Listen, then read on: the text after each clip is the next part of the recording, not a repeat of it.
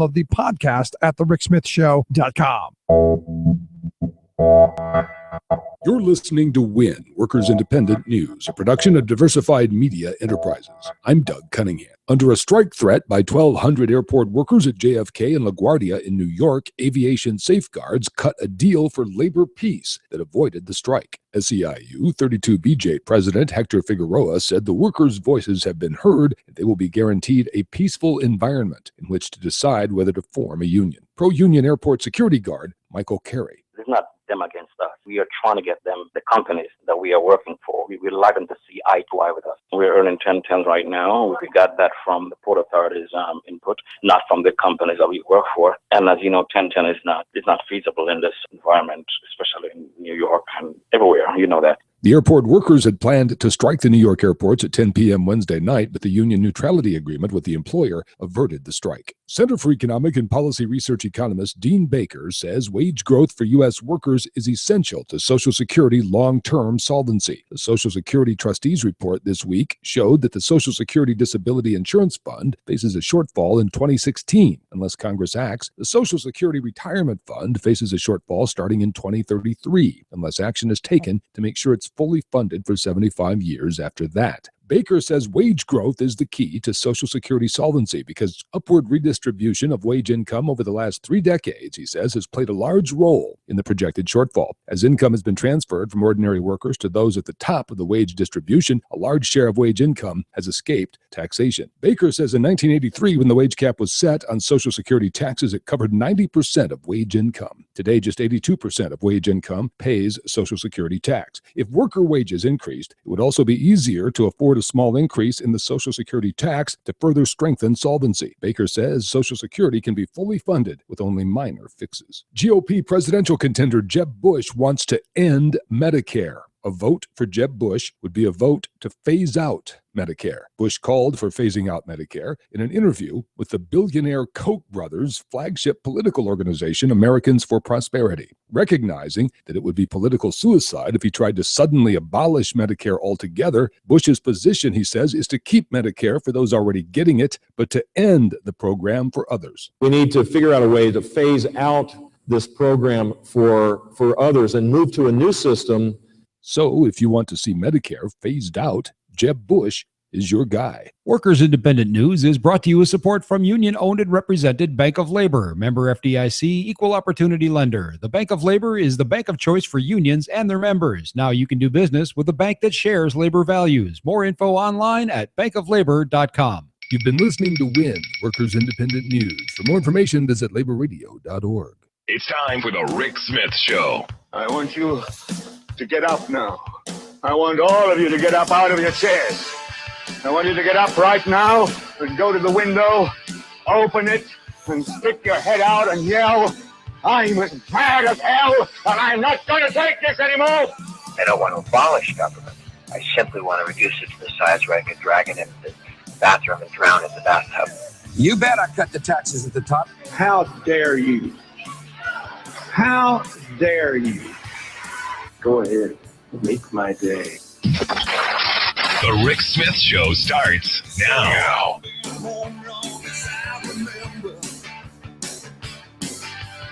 This town gonna be here long after I'm gone. East side, west side, people don't surrender. The pain down, but they still rock on. Oh, and this time is my time. All right, love or hate, it don't matter. 'Cause I'm gonna stand and fight. This time is my time. She got her ups and downs, but love or hate, it don't matter. 'Cause this is my time. And welcome, brothers, sisters, working class heroes. This is the Rick Smith Show. Thanks for being here today on the big program. Lots to get to, lots to talk about. The big weekend coming up. Can't wait for that. We're going to be heading over to the Badass Teachers Conference or Congress. A bunch of teachers from across the country in Washington, D.C. yesterday, today. to lobby the elected leaders there in the halls of Congress. Also, tomorrow night, going to have a little Congress, going to put on a couple of displays, a mock trial, bunch of stuff to talk about public education. And I'm looking forward to what tomorrow brings. And if you want to follow what we're doing, get the Rick Smith Show app on your smartphone. We will be broadcasting exclusively on the app. So if you've got an Android or iTunes or any of that stuff, the Rick Smith Show right there. You can get it on your phone or look it up on the computer. It's there as well. Looking forward to that. Tons of stuff to get to. More on the Bernie train. That is, or as my friend says, feel the burn. Burn with an E, of course. I'm going to talk about that. I'm going to talk about what's going on in Harrisburg, the budget, all kinds of stuff to get to. But before we get into all of that, last night, another horrible tragedy. I'm sitting home, and it's one of the few nights recently I've just taken to kind of, just unwind and just, do nothing. Let me put it that way. I spent last night just going, you know what? I'm going to watch a dumb movie that I haven't seen, and actually I've never seen it. It was one of those, when I was a kid, that there were two others that I had seen, the Walking Tall series. I'm sure you've heard about them. Because The Rock redid it a couple of years ago. It's about this Tennessee sheriff who cleans up the mess, and he just goes around beating people. And it was one of these moments I started thinking back to that era, thinking back to the police being the enforcer and coming in, and this guy in particular, and the messaging around him, and the time that this was a guy who just went in with a big club and just clubbed people. And obviously he was shot several times, and he was stabbed a number of times, and it was one of those taking on the mob kind of stories. Eventually, he ended up dying in a car crash. Some questionable possible scenarios played out there, but it got me thinking. All of this insanity going on, not really, I guess, new, just instant media. We know about it all the time. But I think it's getting crazier. I don't remember as a kid people walking into a movie theater and just opening fire. I don't remember the kind of anger and the kind of insanity that we're seeing. And I look at this lone gunman as they're describing him, 58-year-old white guy, and I don't care what his name is. To me, that's not important. What's important is here's a guy. From the reports that we see, long time angry guy, saturated in this world of hate, saturated in this world of feeling that they're the underdog, that they're being imposed on, and that they're being defeated. Doing this job that I do here, I'm often confronted with. There's the salacious, there's the ability to enrage, there's the ability to, hey, we need to let's get something controversial out there so that we enrage and anger people. And I don't do that. It's not my shtick. I could, I just don't think it's constructive. I don't think it's really worth. I don't think it's worth the chances. And I don't think with my belief structure that is something that is right. Look, it's always easier, I guess, to be against something. It's always easier to tear something apart. It's always easier to believe that the world is against you. And this is what the right wing has trained these people like this 58-year-old lone white guy. And the reality is, I know a bunch of people who fit this mold. Angry, middle-aged guys. Ticked off that the world didn't give them everything that they thought they were entitled to. Ticked off that the American dream that they had grown up as a kid to believe was possible has been taken from them. Angry at government, angry at minorities, angry at everyone but themselves. And even I think there's some self-loathing that go in this as well.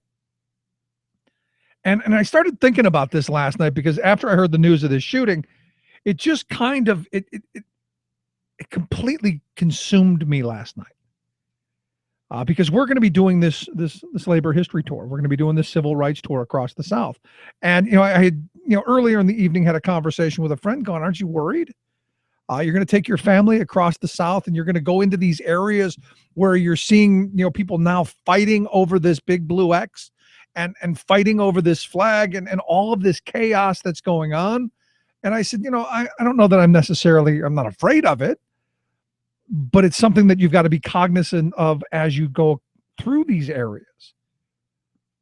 Because especially like the flag is the latest bit of red meat that the right is fighting on. What they have trained people like this, and the more I hear, the more I read, the more we see, the more this guy fits right into that angry old white guy, the world's against you model. And that everybody's trying to screw him. The more you see these kind of folks being created, and I believe they're created. You hear the angry hate radio, you hear the angry hate speech, the publications that are pushing, and there's a lot of it out here. We put our show up on a couple of podcasting sites, and you look at the podcasts that are out there. Especially, and there's a plethora of them on the extreme right. Now you could say, "Oh, Rush Limbaugh's hate radio." Rush Limbaugh's tame compared to what's training these guys to be this extreme, to be this angry.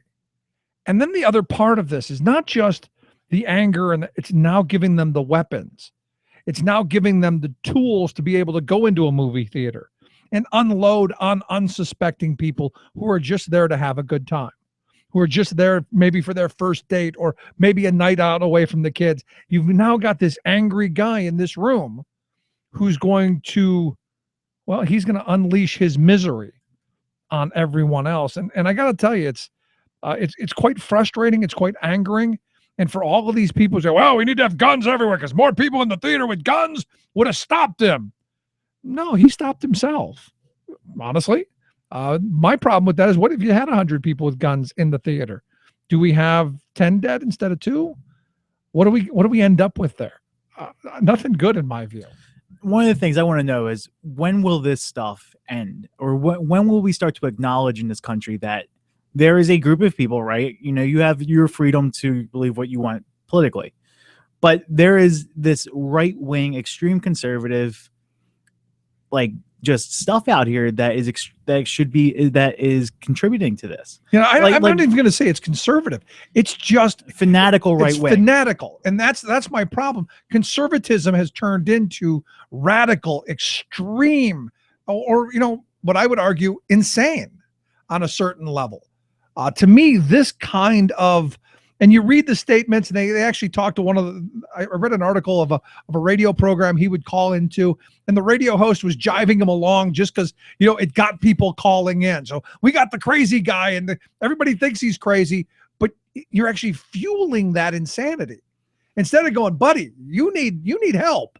Go get some treatment. There's a clinic that can get you some help. They kept pushing him along. I mean, you have, like, obviously in the most extreme cases, you have Timothy McVeigh. But in other cases, like, a few years ago, 5 or 6 years ago, I remember being in college. There was the guy who flew his airplane into his local IRS building. Yeah, well, I mean, because of the taxes and stuff like that. And you're going to get those cranks, man. And it seems like this is where that conversation of your Michael Savages and of your Alex Joneses. I mean, they're pigeons at the carnival, man. They're getting sucked in, and look what's coming out. See, because the other part of this is they don't believe the system works. They believe government's broken. They've been sold for so long. Government's broken. It all sucks. And they're all crooks. And the only way we can fix it is if we take up arms and we take them down. And I can't tell you how many of those conversations over the years I've had with people going, "There's going to be a revolution," and I go, I hope not your kind of revolution. I hope there's a thought revolution. I hope we go to the ballot box and we change things, because that's what's great about this country. Is that we can change things without people having to die in the streets. Yeah, and even that most basic rhetoric of like government is broken, we need to do stuff, we need to cut taxes, we need to get rid of government. Where does that come from? That comes from our legislators. Look at a lot of our extreme, like fanatically conservative legislators in this state. They're also part of this problem. That are feeding this just vast right-wing echo chamber. And then now we've got the king of all crazy, Donald Trump, leading the pack, which I just think is great. So we're going to talk a little bit about that. I can't wait to talk about the Trumpster. I'd love to hear your thoughts, your questions, your comments. You can email me, rick@thericksmithshow.com, or give us a call, 1-888-520-RICK, 1-888-520-7425. This is The Rick Smith Show. We're working people. Come to talk.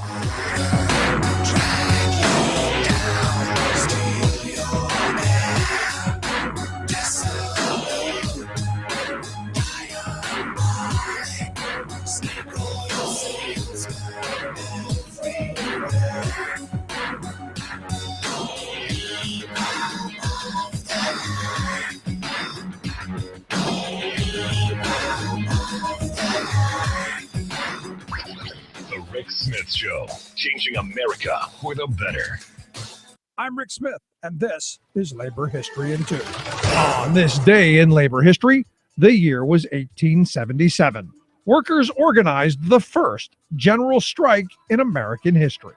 The strike was an outgrowth of the railroad strike, which you may know if you're a regular listener of Labor History in 2, that started 10 days earlier in Martinsburg, West Virginia. The drastic wage cuts demanded by competing railroad magnates brought about a work stoppage in East St. Louis on July 22nd. Railroad workers voted to go on strike, shutting down all freight traffic. The strike quickly spread across the river to St. Louis, which at the time was the nation's third largest manufacturing city. The St. Louis strike was led by the Socialist Working Man's Party. The Working Man's Party called for a mass meeting at Lucas Market that gathered an enormous crowd of thousands of workers to declare their strike. The St. Louis strikers set out clear goals of ending child labor and establishing an 8-hour workday. By the next day, the strike had almost completely shut the city down. The strike lasted nearly a week. However, divisions between rank and file and strike leadership emerged over issues of race. The demonstrations that emerged in the afternoon of the 25th were led by a group of black river workers. In an interview following the strike, an executive committee member said, "We did all we could to get the crowd to disperse." He wanted to keep white strikers from following the lead of black workers. The city's upper classes, startled by the events, began organizing a militia to quell the strike. Finally, federal troops arrived in St. Louis to crush the uprising. Special deputized police joined their forces. They arrested the strike leaders, injured hundreds, and killed at least 18 people. Labor History in 2 brought to you by the Illinois Labor History Society and The Rick Smith Show. For more information, go to laborhistoryin2.com. This is the Media Matters Minute. I'm Leanne Naramore. The United States Citizenship and Immigration Service recently issued new guidance pertaining to new citizens' requirement to recite the Oath of Alliance. Fox and Friends co-host Elizabeth Hasselbeck rushed to the misleading conclusion that, well, now this millions come to the United States for the chance at a new life in the greatest country on the planet. But now, under a new order from President Obama's immigration officials, new citizens will no longer be required to pledge their allegiance to the United States. But the truth is that the new guidance only clarifies that new citizens may seek exemption from the clause committing them to bear arms on behalf of the United States, similar to the conscientious objection exemptions that have been available to U.S. citizens since the 1970s. For more on this and other stories, please visit MediaMatters.org.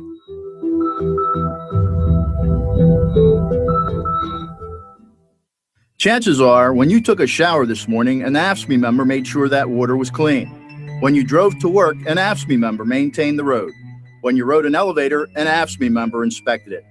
I'm David Philman, Executive Director of AFSCME Council 13, the American Federation of State, County, and Municipal Employees. AFSCME members enforce regulations, keep prisoners behind bars, take care of patients, protect the environment, and more. The work isn't glamorous, the salaries aren't high, but AFSCME members serve the public in every aspect of our daily lives. Chances are, you'll never see that AFSCME member working in a sewage plant, diving underwater to repair a bridge, or answering a 911 call. But aren't you glad they do? For more information, visit AFSCME13.org. We are AFSCME.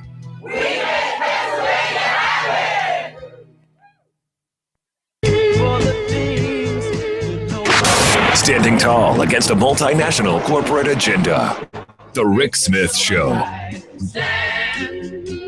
All the things you want are real. You have you to complete, and there is no deal.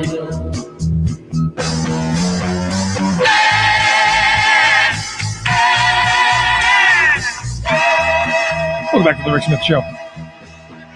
Check out the website, thericksmithshow.com. So, I'm going through this and I'm thinking about this character who perpetrated this crime, this atrocity in this movie theater in Louisiana. And I can't get it out of my head, the number of people who I put into the category of the image that's been created for this guy.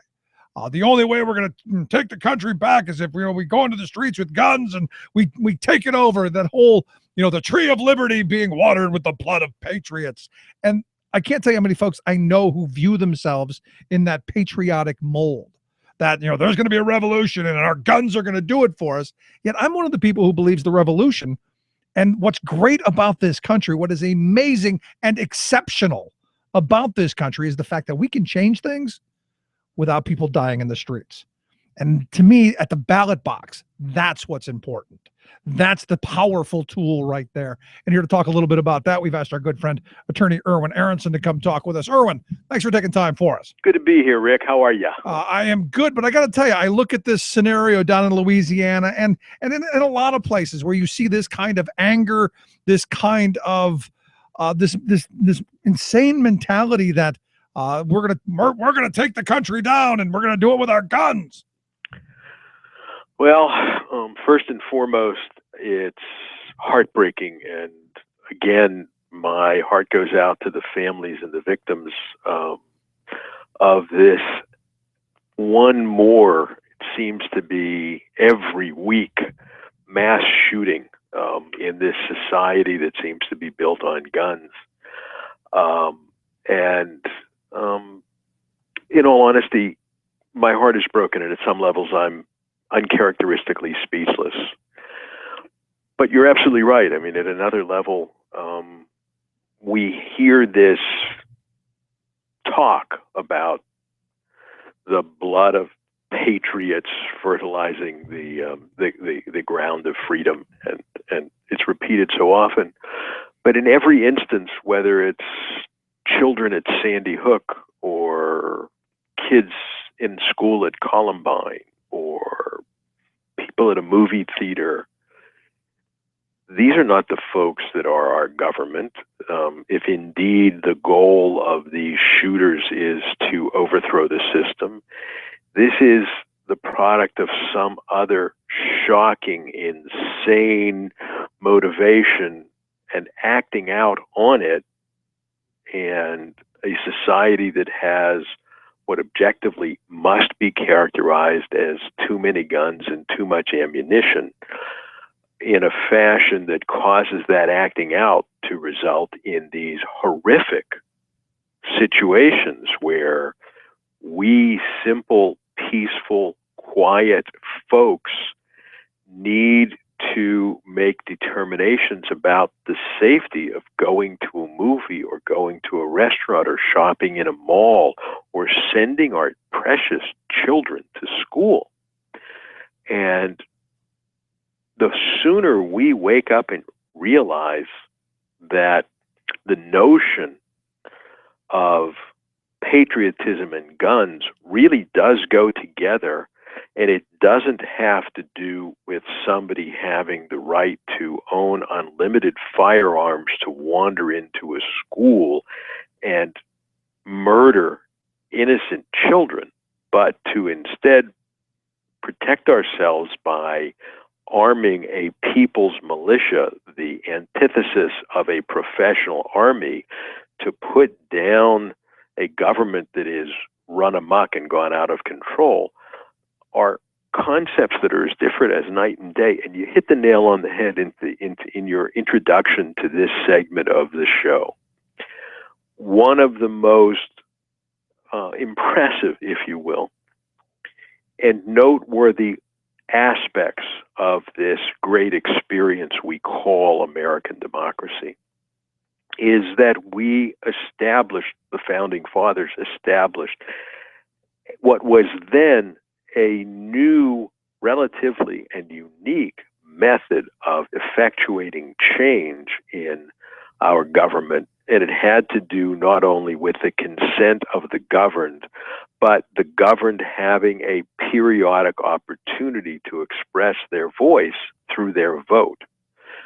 Now, I know that there have been many political leaders, and more of late, who have tried to foster an idea that voting is worthless because it perpetuates those very leaders in their positions of public power. But if we were to fight as hard and as strenuously and with the same fervor and commitment about our right to vote as we do about our putative right to bear arms, maybe we could effectuate the very change that the majority of the people in this country want, whatever that may be. And the failure to exercise the right to vote is a fundamental, indeed foundational erosion of what the nature of our democracy is. It is bad enough that we have political leaders here in Pennsylvania and in many other states who, through various mechanisms and machinations like voter ID laws, have done their best to try to smother and chill the right of people to exercise their franchise. It's quite another for people to be throwing up their arms and failing or refusing to participate in our electoral process, and failing in so doing to recognize the very powerful capacity people have to change their situation and their government in very immediate ways. And instead, we find that we have a judicial system that enshrines the idea of money that equals free speech. That's the Citizens United case, and that's the cases that flow from it, from Montana and elsewhere, and even here in Pennsylvania, a case called General United PAC versus Corbett, that expand the unbridled use of money, dark money, funny money, hinted money in political campaigns that is all too often aimed at suppressing voting rights and misrepresenting things to people in so many ways. But in the end, we need to recognize that, one, there is no relationship to a deranged individual opening fire in a movie theater and the right to bear arms guaranteed by the Constitution that's related to raise a militia. And number two, that we need to begin to get some sane policy with respect to guns in general that at least at a minimum equates the real weapon we have, our right to vote, with these other weapons that merely do damage to people and families and communities and psychologies. But I look at this guy, and I'm doing some of the reading of his writings and comments, and maybe I'm spending way too much time on this person, but it appears to me that there's a media culture, there's a subsection of that deals that pursues these kind of people and feeds them with real hatred and the real belief that they're under attack and the way of America is under attack, and that all of the rhetoric. Obama's like, so he's the Manchurian candidate, he's going to destroy America, the Muslim, and all of this kind of hate rhetoric is just, I believe, fueling part of this. And you have a lot of these politicians who are just out on the fringe, and I look at this stuff and I go, is there a way of pulling some of that back? When does the insanity stop? Well, that's the question, isn't it? But part of this, of course, is this reality of our 24-hour-a-day, 7-day-a-week news cycle and focusing on individuals like this who obviously have some psychological, psychiatric issues and are compelled to believe that they will become famous because the media focuses on them as individuals instead of this broader problem that we have as a society that has grown to accept guns. I was listening to the radio news show this morning as I was driving into work, and there was a piece in which a state senator from Louisiana, where this horrific most recent shooting took place, representing the Senate district in Louisiana where the shooting took place, actually, who was explaining that in that community it has a local open carry firearm statute that basically stands for the proposition that anyone who chooses to carry a weapon can carry a weapon into places like grocery stores and shopping centers and presumably movie theaters, as long as it's not concealed and not even have a permit. What have we come to? And well, do you think it's this idealized version of what the Wild West was supposed to have been? I mean, a lot of people I talk to say, you know, my gun friends who believe the Wild West was this utopian paradise where people walked around with their guns and nobody bothered them and everything was wonderful. Yet, you know, my reading of the Wild West, they actually had communities where there weren't any guns allowed because they didn't want that kind of insanity. Well, but that's exactly. I mean, there's the wonderful story of Wyatt Earp and his brothers, and the town of Tombstone, Arizona, and their whole effort was to take guns away from people. But the violence is clear and it's palpable and it's repeated over and over again. And we would all do well to read the true history of, for example, Tombstone, Arizona, and why it was called Tombstone. And the Earp brothers, particularly Wyatt Earp, but the others as well, where instead of the law and elections being used and judicial process being used for the purpose of resolving questions and disputes between and among people, what we had was the shootout at the OK Corral.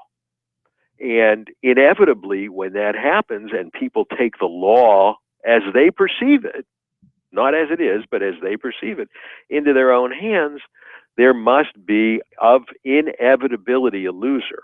A loser because one person is a better handler of weapons than another, or a loser because somebody is slightly off kilter and has either a belief that their rights are superior to someone else's, or is a bully and a treacherous murderer to boot.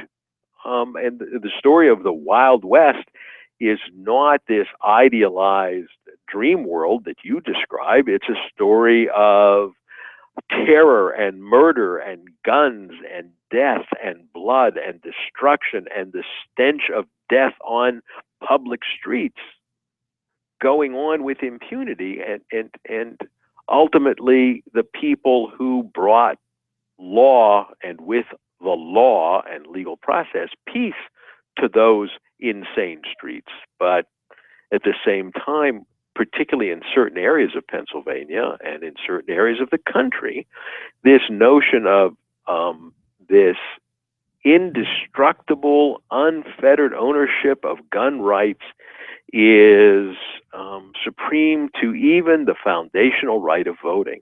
And I say that from the perspective of a gun owner. Understand, I'm a gun owner. I indeed have a carry permit issued to me by the sheriff of Dauphin County, Pennsylvania. I enjoy and savor my right to bear arms in my Constitution. That having been said, there needs to be some sane regulation, limitation, moderation of this so that people who have other issues don't at least legally come into possession and open and notorious carrying and display and use of firearms in our communities, where our children and our seniors and the defenseless, and all of those people who choose not to be owners and users of weapons exist, function, operate, and live. But again, I go back to this guy, and maybe I'm just fixated on him, and several others who I know personally in my life who are kind of like this. And I see the writings, and I'm reading the stuff that this guy put out. There's clearly, to me, some type of mental illness there, and to me, you start then wondering, how do you make sure someone like this doesn't get a gun, or should we be doing that? I mean, there are those who believe everybody should have a gun, and we should be walking around like Wyatt Earp, as we talked about. I don't know where that line then becomes. Well, I think that one of the things we need to deal with is the gun manufacturing lobby. The NRA is funded and financed by the companies that make guns and sell guns and make ammunition and sell ammunition. Yes. We ought to be dealing with some real and meaningful technologies. So, for example, if we can sell somebody a cellular smartphone that requires a fingerprint in order to operate the phone, I would think that we can have a weapon that does the same thing, and that it only can be used by the person who is lawfully permitted to purchase it after going through an appropriate vetting process. There's one little one, and so maybe somebody who has interfaced with the legal system, or possibly some aspects of the MHMR system, would not be easily entitled to purchase a gun. And if they got their hands on a gun that was issued or permissibly purchased by someone else, the fingerprint technology that is on every Apple iPhone 6 would be also on the weapons, so that it couldn't be used except by the person that was lawfully in possession of it. There's one for you that seems to be fairly simple and It's an interesting idea, but what happens with all of the guns that are, the hundreds of thousands, if they're actually the hundreds of millions of guns that are out there already? I don't know the answer to that, but maybe there's a method by which we renew permits for ownership of firearms, and in the renewal process, this would have to be added on. Okay, maybe we need to recognize that if indeed the appropriate, and I'm not saying that it is or it isn't, but the appropriate interpretation of the Second Amendment to the Constitution deals with the right to bear arms, that maybe we need to look at ammunition and seriously and significantly tax ammunition, so that we're not interrupting people's right to bear arms if indeed it is an unfettered right, but we maybe want to take a look at how we sell ammunition and have a significant tax or other restriction on the acquisition of ammunition for those arms. If I remember right, when Obama took office, that's what the NRA said Obama was going to do. He was going to raise the tax 1,000%, and there was a run on ammunition, if you remember. Well, yeah, and the same gun manufacturers who fund the NRA were the people who were saying those things and acting out on that, and it became a very profitable reality for them. And but that's my point, is there cannot be any longer an argument that these are not weapons of murder, weapons of opportunity, weapons of terror to our communities, weapons of endangerment of our most precious of resources, and that are compromising our freedom. If your freedom to have a gun compromises my freedom to attend a movie without the fear of being murdered and gunned down, how do we draw an appropriate balance in a sane and rational, mature society? Is the right to bear arms superior to my right to freely associate with you at a movie theater? That's a good question. I think it was Justice Black who said your right to swing your fists around ends at the tip of my nose. Yeah. And that's, and understand when Hugo Black offered up that thought, he was talking about a non-lethal confrontation. What we saw yesterday was this week's edition, not to be confused with last week's edition, or the 1-2 weeks before that, of a lethal exercise of somebody's putative constitutional right. I don't think the Constitution supersedes the Ten Commandments, thou shalt not kill.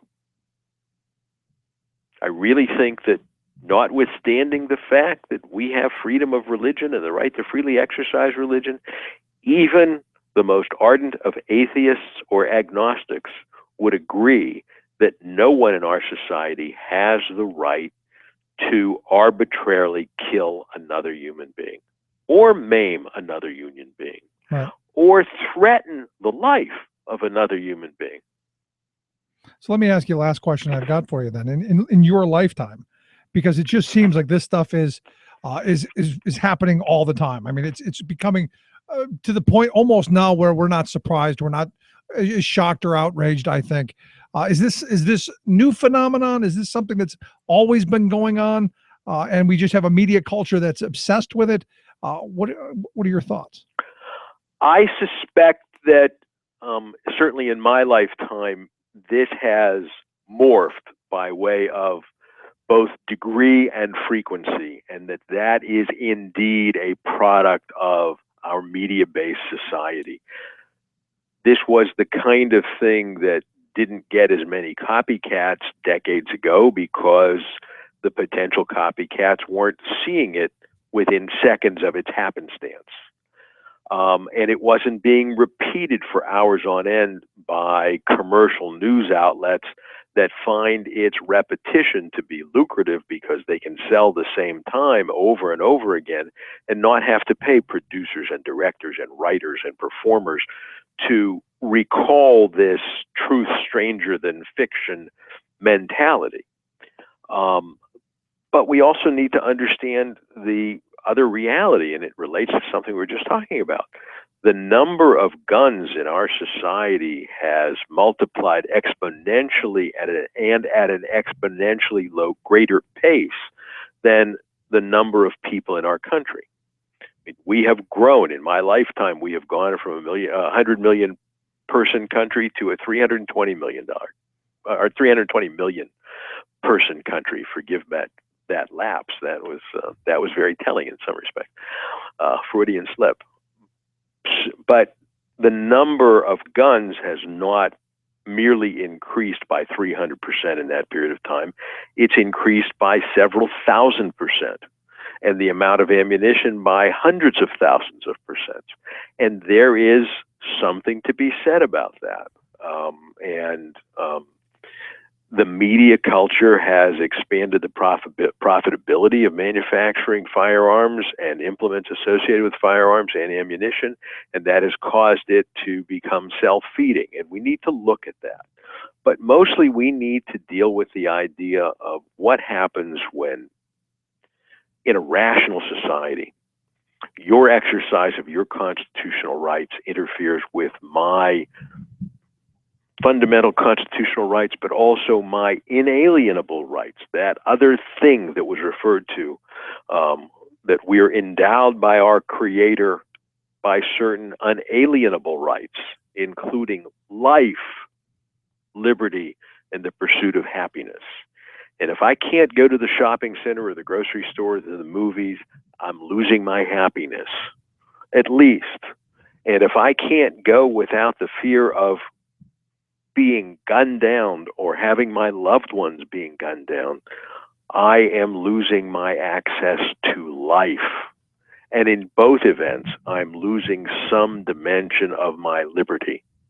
And those are the foundational words of our republic. And we need to fundamentally deal with the idea of reconciling these constitutional rights with our inalienable rights and reconcile the two in a fashion that protects those unalienable rights above all others. There you go. Erwin, I appreciate your thoughts. I appreciate your time on this. Thanks so much. Thank you. Always good talking to our friend, attorney Erwin Aronson. Let's take a quick break. Back with your thoughts. 1-888-520-RICK, 1-888-520-7425. This is The Rick Smith Show.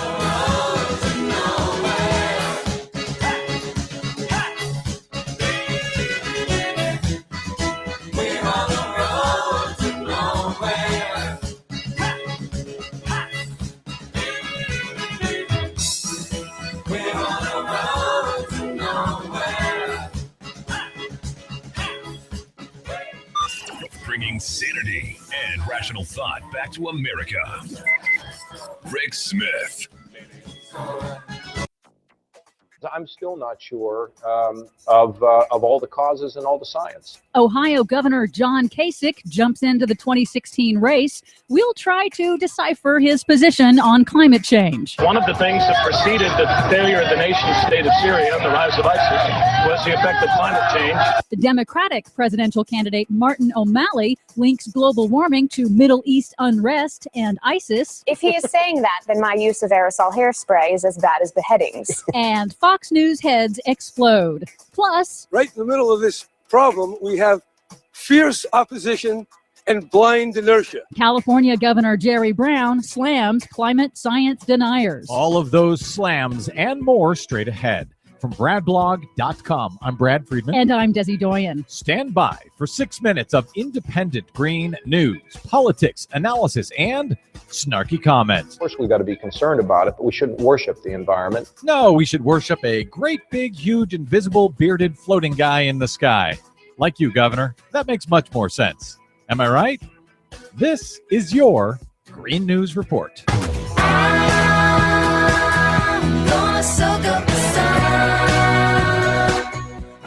Okay, Desi Doyen, I suspect you may be breathing a sigh of relief. We have maybe, just maybe, the final major presidential candidate to enter the race this week, which means your yeoman's job of tracking each of their climate change positions over these past many months is almost over. There are probably a few more that are going to pop up anyway. They're like whack-a-mole. All right, well, you just keep whacking. What do you have for us today? Well, first, the 16th Republican has now jumped into the race for the 2016 Republican presidential nomination.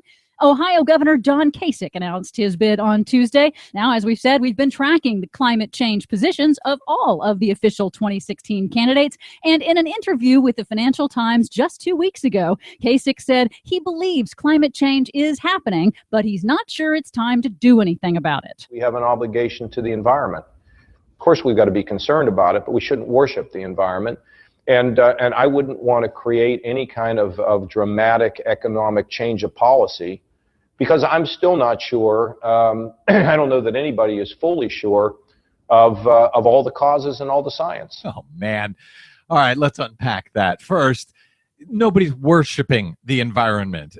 What we're trying to say is, let's keep the planet alive. That's all it is. And the idea that, yeah, we may have to spend a lot of money to save ourselves, given that we have spent so much more money essentially killing ourselves over the past 50, 100 years. And yes, people do know who is responsible.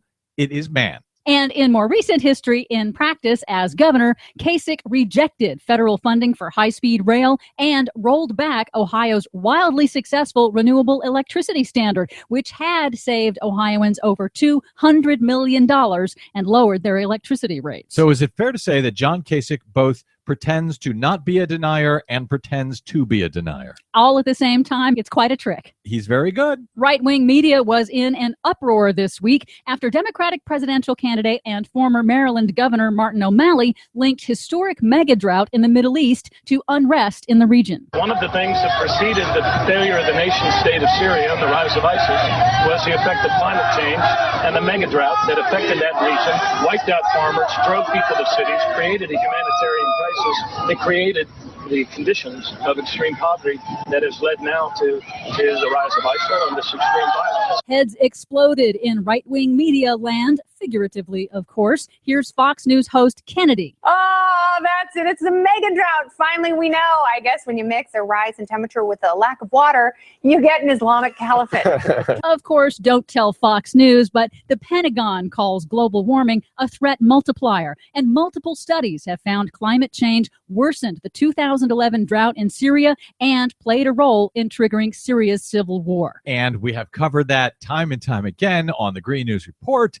So I guess they just can't be bothered to do actual research over at Fox News. Meanwhile, California Governor Jerry Brown blasted the climate change denial industry and their friends in politics and the media for obstructing action on climate change at a two-day climate summit at the Vatican in Rome this week. We are talking about extinction. We're talking about climate regimes that have not been seen for tens of millions of years.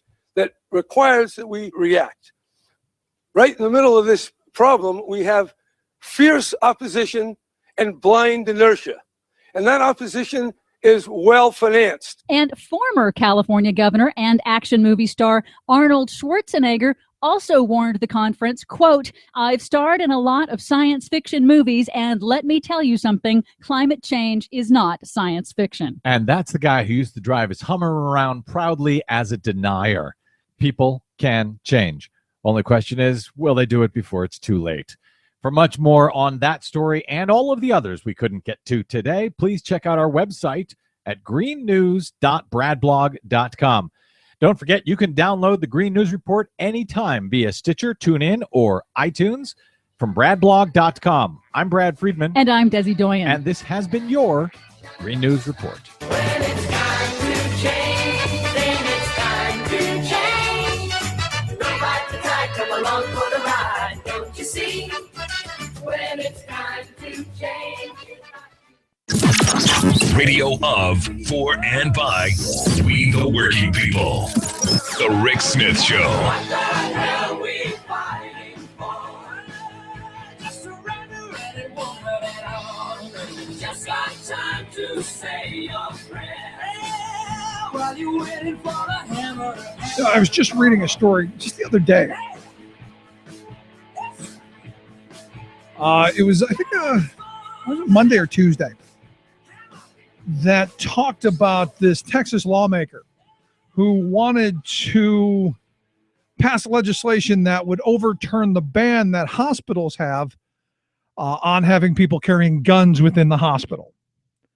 Now, this is one of those places where you go, I really don't think I want somebody in a hospital with a gun, because you're talking with about extreme potential here. Imagine, and we've seen movies like this where, you're not going to give my child health care, I'm going to shoot the place up. Imagine the kind of insanity that a world with guns everywhere would bring, especially when you're talking about people with mental illness. And I look at this Texas legislator, Drew Springer is his name, who claims he went to visit a friend in the hospital and he had to leave his gun in the car. Horror. And then that evening when he walked back to his car, he didn't feel safe. And I got to tell you, there's something, I look at this and there's something about that statement. I didn't feel safe without my gun. I gotta, is that a state of mind? Because I've talked to numerous people over the years who are big gun fans and say, I just don't feel safe at home without my gun. I don't feel safe here without my gun.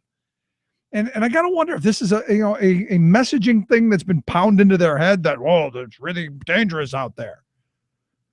Or if it's some type of mental illness. And I don't know. Yeah, I mean, I think there's a fetish going on with people and their guns. I mean, like, look what's happening after this Marine recruitment center shooting.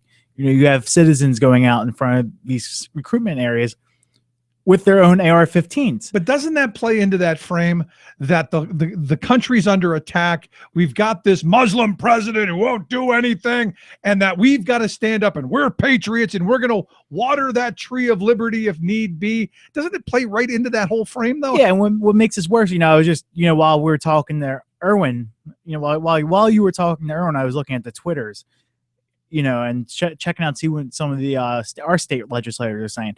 And, you have these ambulance chasing legislators from both sides that are saying, now we need to arm the National Guard wherever they go.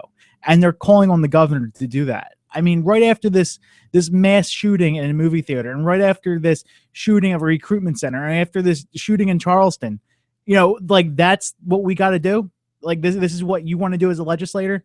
Or who are you pandering to? You're pandering to your constituents on this? Yeah. I mean, our fetish with guns in this country just blows my mind, even from people from both parties. No, I look at this, and the reality is more guns isn't going to help. This guy clearly deranged. He wanted to die. He went in and he knew it. And that's how it is at most points. And how do you stop How do you stop that? And you go, well, the gun wouldn't. The gun wasn't the problem because guns don't kill people, Sean. You know that. No, the person with the gun kills people. So the question then becomes, do you have some type of a litmus test? I mean, I look at this guy's writing. This guy is clearly disturbed. Here you go. Another story popped up yesterday. There was a person in Los Angeles in Palisades, California. He had over 1,200 rifles in his basement and 7 tons of ammunition. Yeah. They found his rotting corpse, I guess, in the driveway of down the street, and his wife thought he was like an alien secret agent and every other UN Hobbit home conspiracy theory out there. But no, these are the people with the guns. But they're coming, and you've got to get ready. Build your bunker, Sean. They're coming for you. And you see, look, I've always known a couple of those. I've always known a couple of people who are, that the preppers, I guess they call them now. Since we have to have a simplistic word for every group.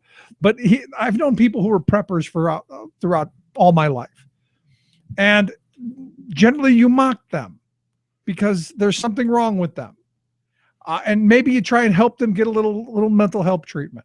But they were by far the minority of the minority of the minority. There were a handful of them, and they were all little cranks and they were all crazy, but you kind of mocked them.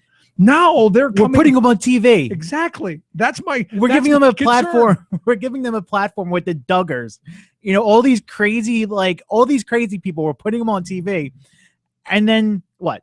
Are we surprised something like this happens? I mean, honestly, right next to Amish Mafia, the Duggars, and everything else. Here we go, preppers. Look, I guess what does it say about us that people actually watch that? But I remember a guy I used to work with who was one of those. And every day I'd see him, I'd say, hey, John, how are you doing? He'd go, if I could just get through the next 15 minutes, everything will be okay. And I often wondered what would happen if he just went to 14 minutes and got, screw it. I can't take it anymore. Would he be the guy shooting up a movie theater? The difference is this guy didn't have an arsenal. And, this is back in the early 90s. He didn't have an arsenal. I often wonder where John, he was a good old boy from Tennessee. I often wonder where he ended up and if he ever did snap and not make it to the 15 minutes, and who knows where that went. Yeah, I was sitting at a bar a couple weeks ago next to a guy who, I had a few beers in me, and he told me he's a prepper. And he told me all the guns he has and the outdoor survival training he's taken, and how he's always thought, we're approaching end times. So I kind of just kept on pushing him the whole entire night. The more beers I had, the more I was good for you. The more I was just pushing him and making him just more scared, especially like with the climate change stuff, the stuff that's like actually happening that people tell us is fake. And he's here just like spouting out all these conspiracy theories. I had him like shaking in the legs by the time of the night, and it made myself feel good. Good. So when I get shot because of you, all right, I see how you are. I had my wings, beer, and a prepper right next to me that night, and it was a good night. But you and that's the thing. They used to be. You treat it like the crazy person that you could have fun with. Exactly. Now they've got a whole platform, and as I said earlier, you look at you go onto the internet, and there's a whole culture of this insanity, and it's this whole masturbatorial kind of relationship going on there, where you go, whoa, what is this? I mean, my first thought is, you're on the internet, go look for some porn. That might help you. It might help you. Because this stuff is dangerous, really very dangerous, because these people get it in their minds that they're defending their country. I can't tell you how much of that rhetoric I've seen thrown around. Look, you're not a patriot. You're a crank. Get some mental help. Get some mental help. Really. I mean, to me, it's that simple. If you think that I look at the Jade Helm people. Really? I wonder what would happen if the Jade Helm people encountered the National Guard, who was loaded because they had their guns on them after this. I mean, it would you got to wonder. You got your 22 calibers against the full force of the U.S. Army. Yeah. It would have been a good showing. Well, it's one way to thin the herd. So there you go. Anyway, if you missed any portion of the program, thericksmithshow.com. That's where you go to get the podcast, which I highly suggest. The Rick Smith Show app on your smartphone. Take the program on the go wherever you go. And as always, you can email me here, rick@thericksmithshow.com. Quick break, right back. Stick around. You're listening to The Rick Smith Show. Together we will live on forevermore. In this land we have defended from all flames dark and cool. Now we are defenseless. The Rick Smith Show, changing America for the better. The price of liberty is said to be eternal vigilance. But just being watchful rarely does anything to stop the theft of our rights. Instead, the real price of liberty is open defiance, the courage to stand against the oppressors. And the price of that can be prison. Doug Hughes has dared to defy the corrupt plutocratic order that the moneyed elites, both political parties, and the Supreme Court have imposed over us. Dismayed and disgusted that we the people are blocked by big money from having our voices heard and responded to, this Florida letter carrier chose to get heard with one dramatic act of civil disobedience. In April, Hughes flew his homemade gyrocopter across Washington and onto the lawn of the U.S. Capitol to protest the usurpation of our most basic freedom, the right to be self-governing. This was no stunt, no spur-of-the-moment outburst, but a thoughtful, well-planned, nonviolent stand against the tyranny of money.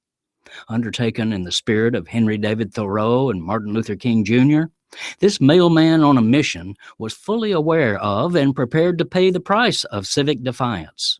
Sure enough, on May 20th, a federal grand jury indicted this messenger of democracy on a Keeping the chambers of commerce within their gated communities. The Rick Smith Show. You're listening to The Rick Smith Show. For more information, go to thericksmithshow.com. If you've missed any portion of the program, you can download the podcast at thericksmithshow.com. You're listening to WIN, Workers Independent News, a production of Diversified Media Enterprises.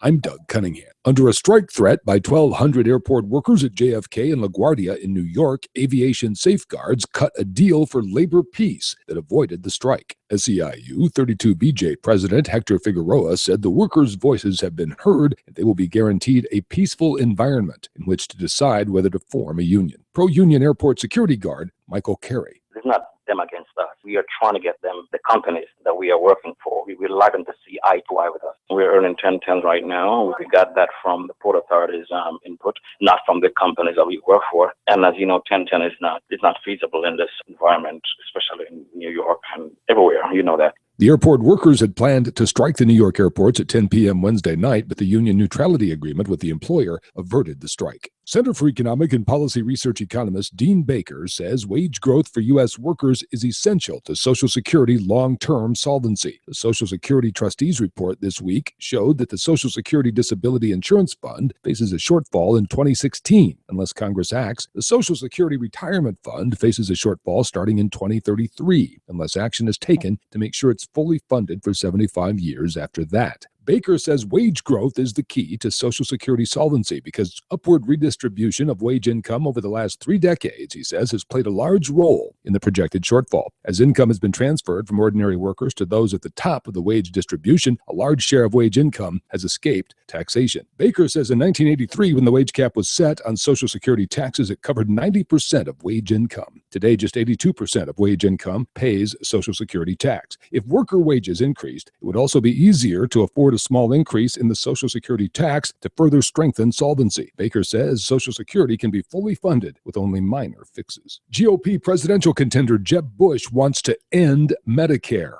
A vote for Jeb Bush would be a vote to phase out Medicare. Bush called for phasing out Medicare in an interview with the billionaire Koch brothers' flagship political organization, Americans for Prosperity, recognizing that it would be political suicide if he tried to suddenly abolish Medicare altogether. Bush's position, he says, is to keep Medicare for those already getting it, but to end the program for others. We need to figure out a way to phase out this program for others and move to a new system.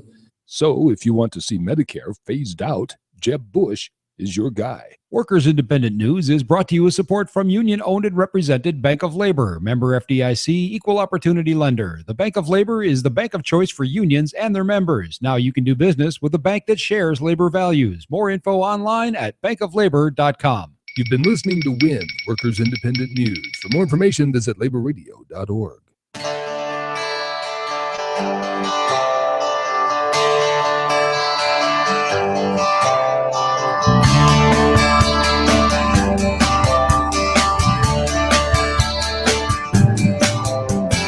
When grandfather worked in the kitchen, making bread and flour and wheat.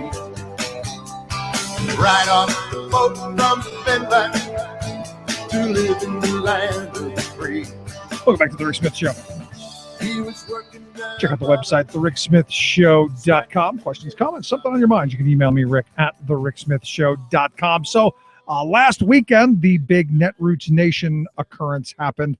And, you know, a lot of my friends were talking about the disruption, if you will, during Martin O'Malley and Bernie Sanders' time at Netroots Nation. And I said, look, I agree 100% with, you know, go and make your statement, call the candidates out, make them take a position. But I just thought it should have gone forward. I thought Bernie didn't handle it really well. But this is one of those issues. And again, what the left is trying to do is what the right has already done. It purify their candidates. So I thought it'd be interesting to talk a little bit about that and maybe what Bernie needs to do and what he's done so far, which is why we've asked Drew Gibson. He's a contributor over at virallysuppressed.com. You can get there from our site at thericksmithshow.com as well. Just click on Drew's name. Drew, thanks for taking time for us. Thanks for having me. So, you know, what's your take on this? I mean, you know, you have this Black Lives Matter movement, folks. They both candidates, and you got to give them credit for being on both sides of it. They disrupt this time and basically shut the whole thing down without anything going forward. But you know, they got their message across. I'm curious your thoughts. My main thought really in regards to this is that had they not been there, Bernie would not have addressed race at Netroots. If you go to his website, it's mentioned twice. Right. One in his bio talking about his work with CORE and at the Civil Rights March on Washington back in the 60s, and the other one relating to youth unemployment. Outside of those two things, and maybe an occasional reference to mass incarceration, it's not something Bernie deals with. And that's not saying he doesn't care about it. It's a peripheral issue for him. And if he wants to be the Democratic nominee in 2016, that can't be the case. He is trailing miserably among people of color.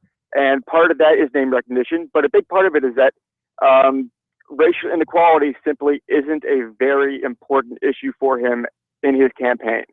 Well, let me stop you there. He doesn't care about it. Let me stop you there. Is it a central issue to any of the campaigns? No, it's not. But the problem is Hillary has a huge advantage in that she is married to Bill. Right. And Bill, for good or for ill, has been very popular in the black community, and Hillary has been as well over the past, it's been close to 25 years now. Which I can't fathom, Drew. I mean, you go back to 1996, the welfare reform that Clinton put forth was destructive to the poverty community, not just black, but all poverty, all the people in the poverty community. So I don't get how Bill's still that guy. Let me try to explain it as best I can, and keep in mind I am a upper middle class white guy trying to explain this, so take that with a huge grain of salt, if you will. But I don't know if you've ever seen the movie Primary Colors. Yes. The old Travolta movie. Yes. It's clearly a Bill Clinton analog, and he starts that movie off in an adult literacy class talking about a story about his uncle who was in World War II and fought at Iwo Jima, and how he just sat smoking his Luckies and died a lonely man because he didn't know how to read and he didn't know how to tell anybody. And the entire thing was he didn't have an uncle like that. He was telling a story, right. But the story resonated. It made people feel things. And one thing that Bernie is not good at is the emotional side of campaigning. Right. Bill was phenomenal at that. Absolutely. So it's optics is a lot of it. There are a lot of structural things that Bernie has not done in addressing racial equality, but I think part of it is if you look at his campaign team, it's pretty much all white. If you go to his, I think Politico listed the main people in his team, and I think there's one person of, I want to say Indian descent, but other than that, everyone else is white.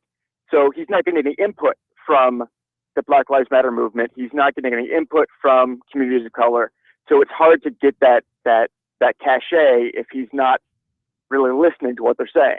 Okay, because here's the thing, from somebody who's followed Bernie's career for quite a long time. In fact, going on a decade ago, Bernie was the first guest we had on this program. I followed him fairly closely over that time, and he has talked quite frequently about race. He has talked quite frequently about the gap in wealth between whites and blacks, and all of the. He's been the guy. So to me, I see this as, you're trying to purify a guy who's really on your side. And here's where I would say the big rift is. When you mentioned Bernie talking about race, he always talks about race within the context of economic inequality. For him, racial inequality is largely a symptom of economic inequality rather than an issue into and of itself. So what you're seeing is a lot of people, they appreciate the fact that he's talking about youth unemployment. They appreciate the fact that he's talking about, taking on the 1% and making this country much more equitable. But he's not talking about things that matter exclusively to communities of color. And I think that's really the dividing point, because for as long as I can remember, the Democratic Party has essentially taken black votes for granted. Yes. I agree with they that. really don't have anywhere else to go. So really the only way that Bernie can make headway in this election and actually win is by showing that he actually is the champion for their interests, not their interests as part of a larger socioeconomic platform, but black interests in particular, Hispanic interests in particular. If he can make those points, I think he can gain ground and he can do a lot of great things. If he keeps on doing the standard economic stump speeches that he's been doing, I think he'll essentially be the left's Ron Paul. He'll generate a lot of buzz. He'll get crowds full of 10,000, 50,000 people, but he won't be able to tap into the broader electorate. Interesting, because I look at it, and when we're talking about race issues, I think economics is in my view, and maybe this is just because maybe I prescribe to the same school of thought that Bernie prescribes to, growing up as a poor kid in a housing project, being one of the only white kids in the neighborhood. So I have I think a realistic perspective of what goes on in the black community, because I grew up in one. And I have, I understand the police treatment, and I understand the incarceration and all of that stuff. And to me, it still always comes back to economics. If you don't have the economic power to fight back, any of that other stuff, it doesn't really matter. And I think Dr. King said, what good is having the right to sit at the counter if you can't buy a hamburger? And that, to me, that's where the fight really should be first, is the economic part of it. And to that point, I think at least with Sandra Bland and Say Her Name, and the thing that really kicked off the whole Netroots thing, Sandra Bland went to Prairie View A&M, historically black university, had just gotten a job there, arguably maybe her dream job. She's driving there from Illinois to get a dream job, and she doesn't put on her blinker, and now she's dead. Economics has nothing to do with that. And it's issues like that where it's racial profiling, it's systemic. See, let me disagree for a second there then. She's arrested, she's taken to jail. She doesn't have $500 to get out of jail. She doesn't have the economics to get out. She doesn't have the money to be able to hire an attorney. Because to me, I look at this and I go, oh, I can't wait to get this videotape in court. I can't wait, because on the scene where she's pulled over, that's not the place to fight for your rights. You lose every time there. The place where you fight for those rights is in the courtroom. That's where the great equalizer. On the streets, if you're pulled over by a cop, you are at their mercy. So let me just put this forward. If the places to fight is in the courtroom, yes, and we look historically at how African Americans have done in this country, taking police officers to court, I'm not looking great with my odds there. Darren Wilson, he's not even taken to trial. All of these, the percentage of police officers who are actually taken to trial, much less convicted for whether it's racially motivated murder or just oppression and bias, is incredibly small. So, I mean, I don't know what you're telling someone if you're saying, hey, be quiet and take your lumps on the street and then fight in court when the courts aren't listening either. And that's where I think at the end of this is where coming back to having that economic power to be able to put people into judge positions and to have that political power that comes with that as well is important. But these police officers are judge, jury, and executioner. Here in Cincinnati, a young man, or an older man, I think he was in his 40s, named Sandro DeBose, was just shot in the head by a University of Cincinnati police officer and killed. His infraction was driving around without a front license plate. He's dead now. He's dead. He doesn't get a trial. He doesn't get a day in court. He's gone, and University President Ono is basically going out of his way to say, well, the officer was defending himself. The man was unarmed. He was doing nothing wrong. And now he's dead, and the man who killed him is probably not going to feel any consequences for it. And that's something that isn't related to economics. Not everything falls within that purview. A lot does, and granted, economic justice does affect people of color in tremendous, amazing ways. But it's part of the solution. It's not the entire solution. Right. Look, I agree. I mean, growing up in a project environment, the police were brutal back in the 70s as well. And I understand that, and I'm with you 100%. And which is why I think we need to have civilian review boards. There needs to be oversight, and we need to be training cops in a much different way. I say, the militarization has to change. The culture has to change. But at the end of the day, when you're standing on the side of the road, and this is my point, you've got two choices. You can do what you can get out of the car and march around like a chicken if he asks you to, or you can fight and go to jail, and then you fight it inside the courtroom. That's you're saying there's a situation where Sandra Bland could have not gone to jail in that instance? No, I don't think I think she was good. I think once she refused to put out the cigarette, I think he had already had it in his head. He's going to screw with her and take her to jail. I fully believe that. Oh, okay. I guess we'll agree to disagree on this one. Okay. No, you think she could have gotten out of it? No. That's my point. Is that it's a damned if you do, damned if you don't situation for her. If she does the thing and says, "Oh yes, I will do everything you say," she probably ends up in jail. Probably supposed to pay the fine. Probably doesn't get any justice. If she tries to assert her rights, she gets what ended up happening was a broken arm, probably, and under circumstances we don't quite know, but which certainly don't seem like suicide to me, ends up dead in prison. Nor me. And we'll find out. Hopefully, we will find out. It just seems odd to me that someone would commit suicide over something this trivial, in my view. And before we leave this, because I know we have to probably talk about Trump a little bit, but if you look at the mugshot of Sandra Bland, right, there are a number of things that are wrong with it. First off, she is already in her orange prison scrubs, right, and mugshots are done at intake, so she should be in her civilian clothes. Beyond that, she's lying down, and her dreadlocks are basically falling to the back against a gray background. The floor of her cell was gray. The walls were brown. I'll let you take from that what you will, but there's a possibility that this woman was already dead by the time that picture was taken. So the amount of just awful stuff that's going on down there in a place that has a history of horrible racial divisiveness, and I believe the sheriff there actually was fired from one of his previous jobs for racial discrimination before he actually got the sheriff job when he was elected. So it's definitely something where hopefully justice will be. Yeah, that's where hopefully with the federal investigation we will find out and hold people accountable. I think there are some things in that we can agree on. But here and going back to the Black Lives Matter thing, what I would like to see is I'd like to see them go after someone like Donald Trump. Go up and find his position on it as well.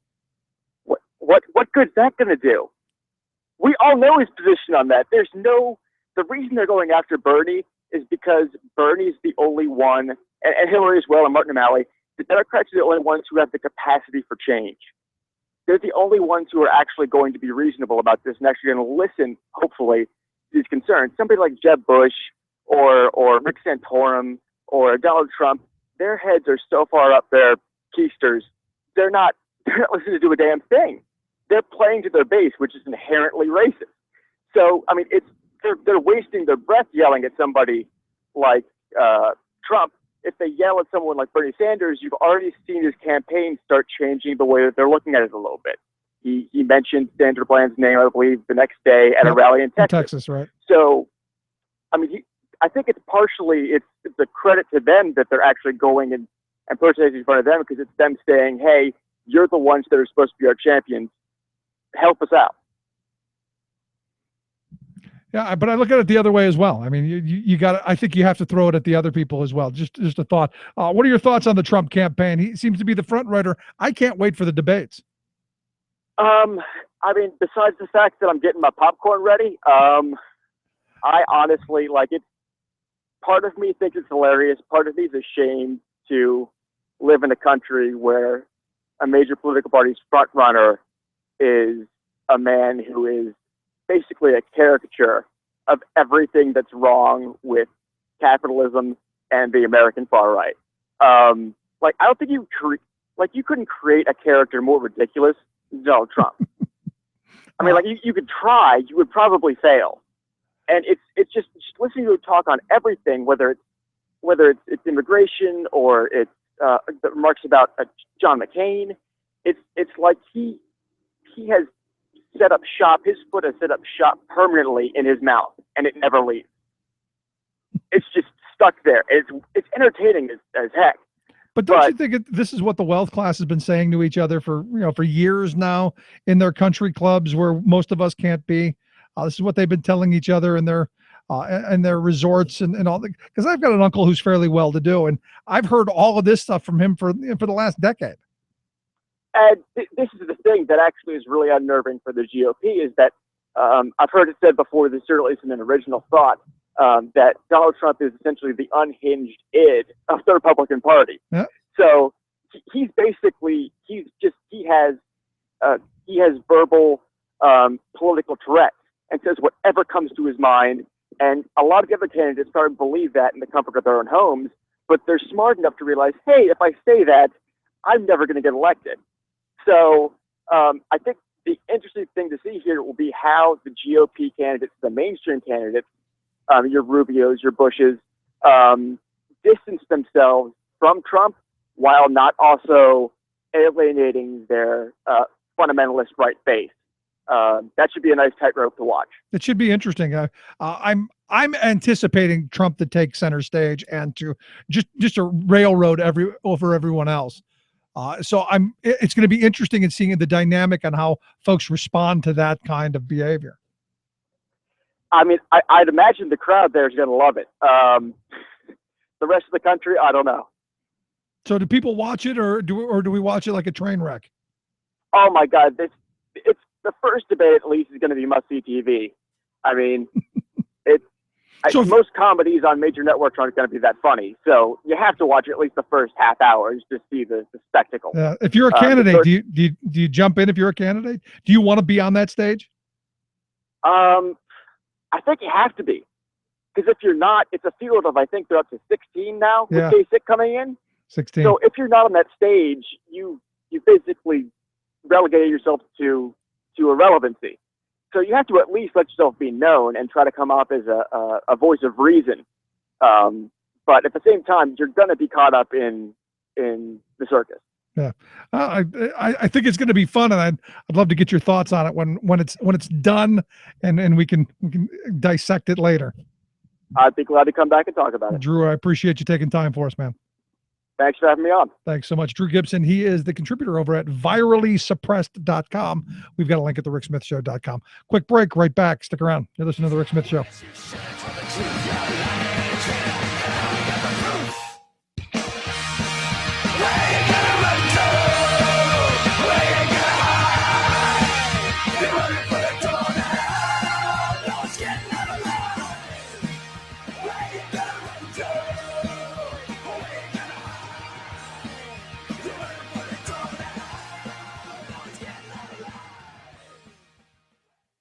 I'm Rick Smith, and this is Labor History in 2. On this day in labor history, the year was 1877. Workers organized the first general strike in American history. The strike was an outgrowth of the railroad strike, which you may know if you're a regular listener of Labor History in 2, that started 10 days earlier in Martinsburg, West Virginia. The drastic wage cuts demanded by competing railroad magnates brought about a work stoppage in East St. Louis on July 22nd. Railroad workers voted to go on strike, shutting down all freight traffic. The strike quickly spread across the river to St. Louis. which at the time was the nation's third largest manufacturing city. The St. Louis strike was led by the Socialist Working Man's Party. The Working Man's Party called for a mass meeting at Lucas Market that gathered an enormous crowd of thousands of workers to declare their strike. The St. Louis strikers set out clear goals of ending child labor and establishing an 8-hour workday. By the next day, the strike had almost completely shut the city down.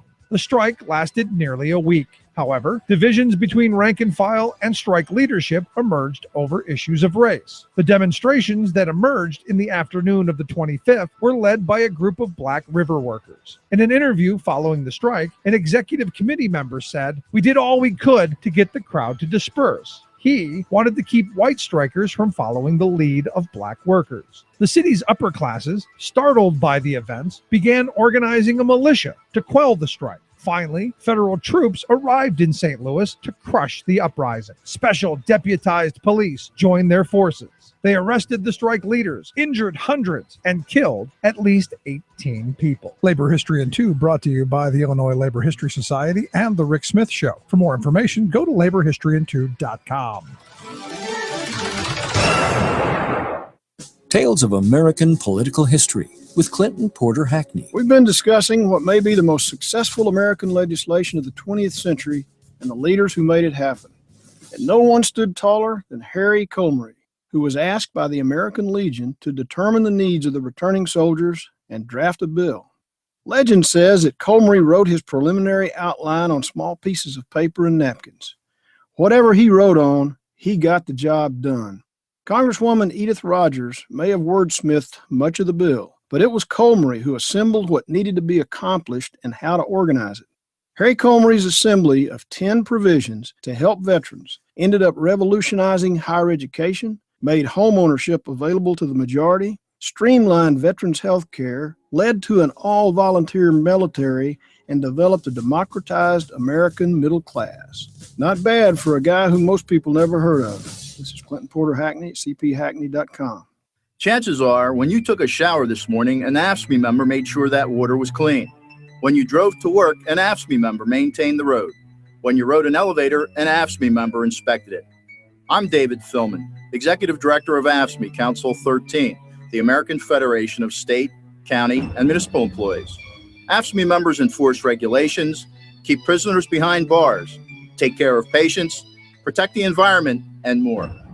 The work isn't glamorous, the salaries aren't high, but AFSCME members serve the public in every aspect of our daily lives. Chances are, you'll never see that AFSCME member working in a sewage plant, diving underwater to repair a bridge, or answering a 911 call. But aren't you glad they do? For more information, visit AFSCME13.org. We are AFSCME. We make Pennsylvania happen!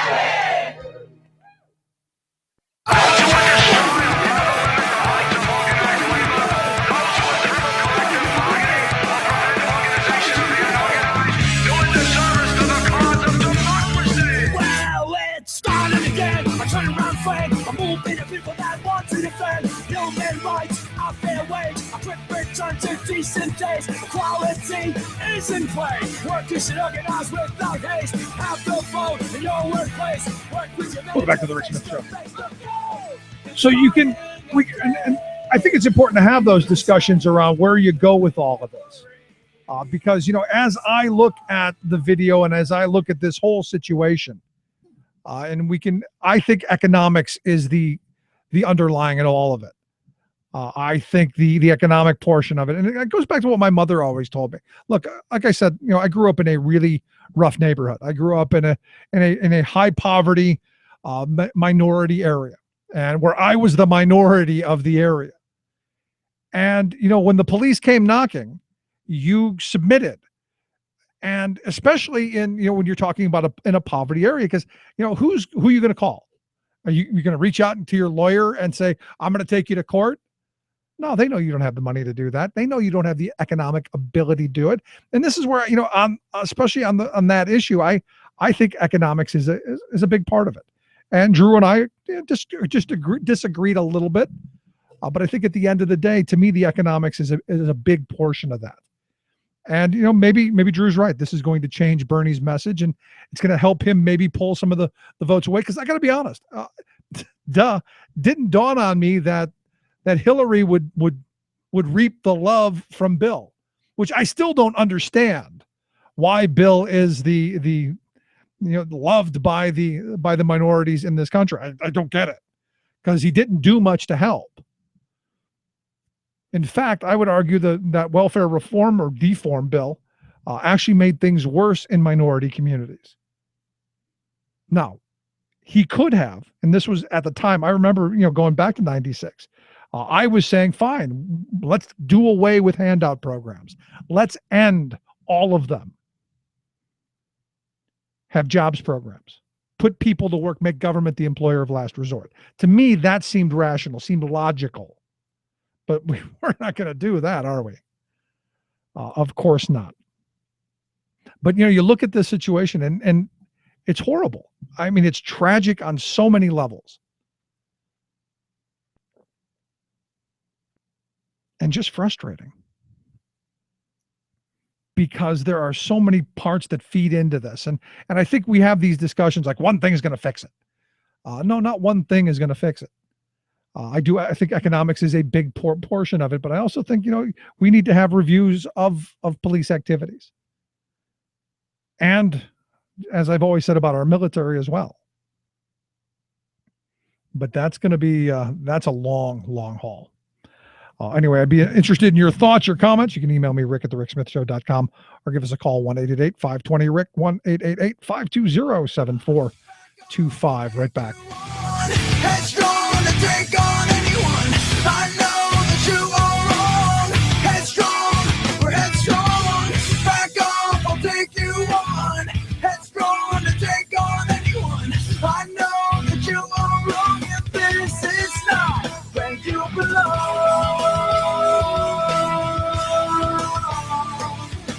I won't give everything away.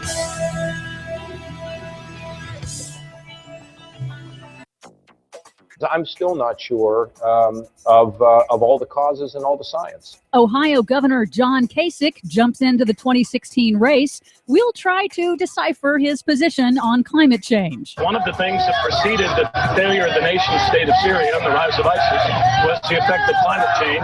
The Democratic presidential candidate Martin O'Malley links global warming to Middle East unrest and ISIS. If he is saying that, then my use of aerosol hairspray is as bad as beheadings. And Fox News heads explode. Plus, Right in the middle of this problem, we have fierce opposition and blind inertia. California Governor Jerry Brown slams climate science deniers. All of those slams and more straight ahead. From BradBlog.com, I'm Brad Friedman. And I'm Desi Doyen. Stand by for 6 minutes of independent green news, politics, analysis, and snarky comments. Of course, we've got to be concerned about it, but we shouldn't worship the environment. No, we should worship a great big, huge, invisible, bearded, floating guy in the sky. Like you, Governor. That makes much more sense. Am I right? This is your Green News Report.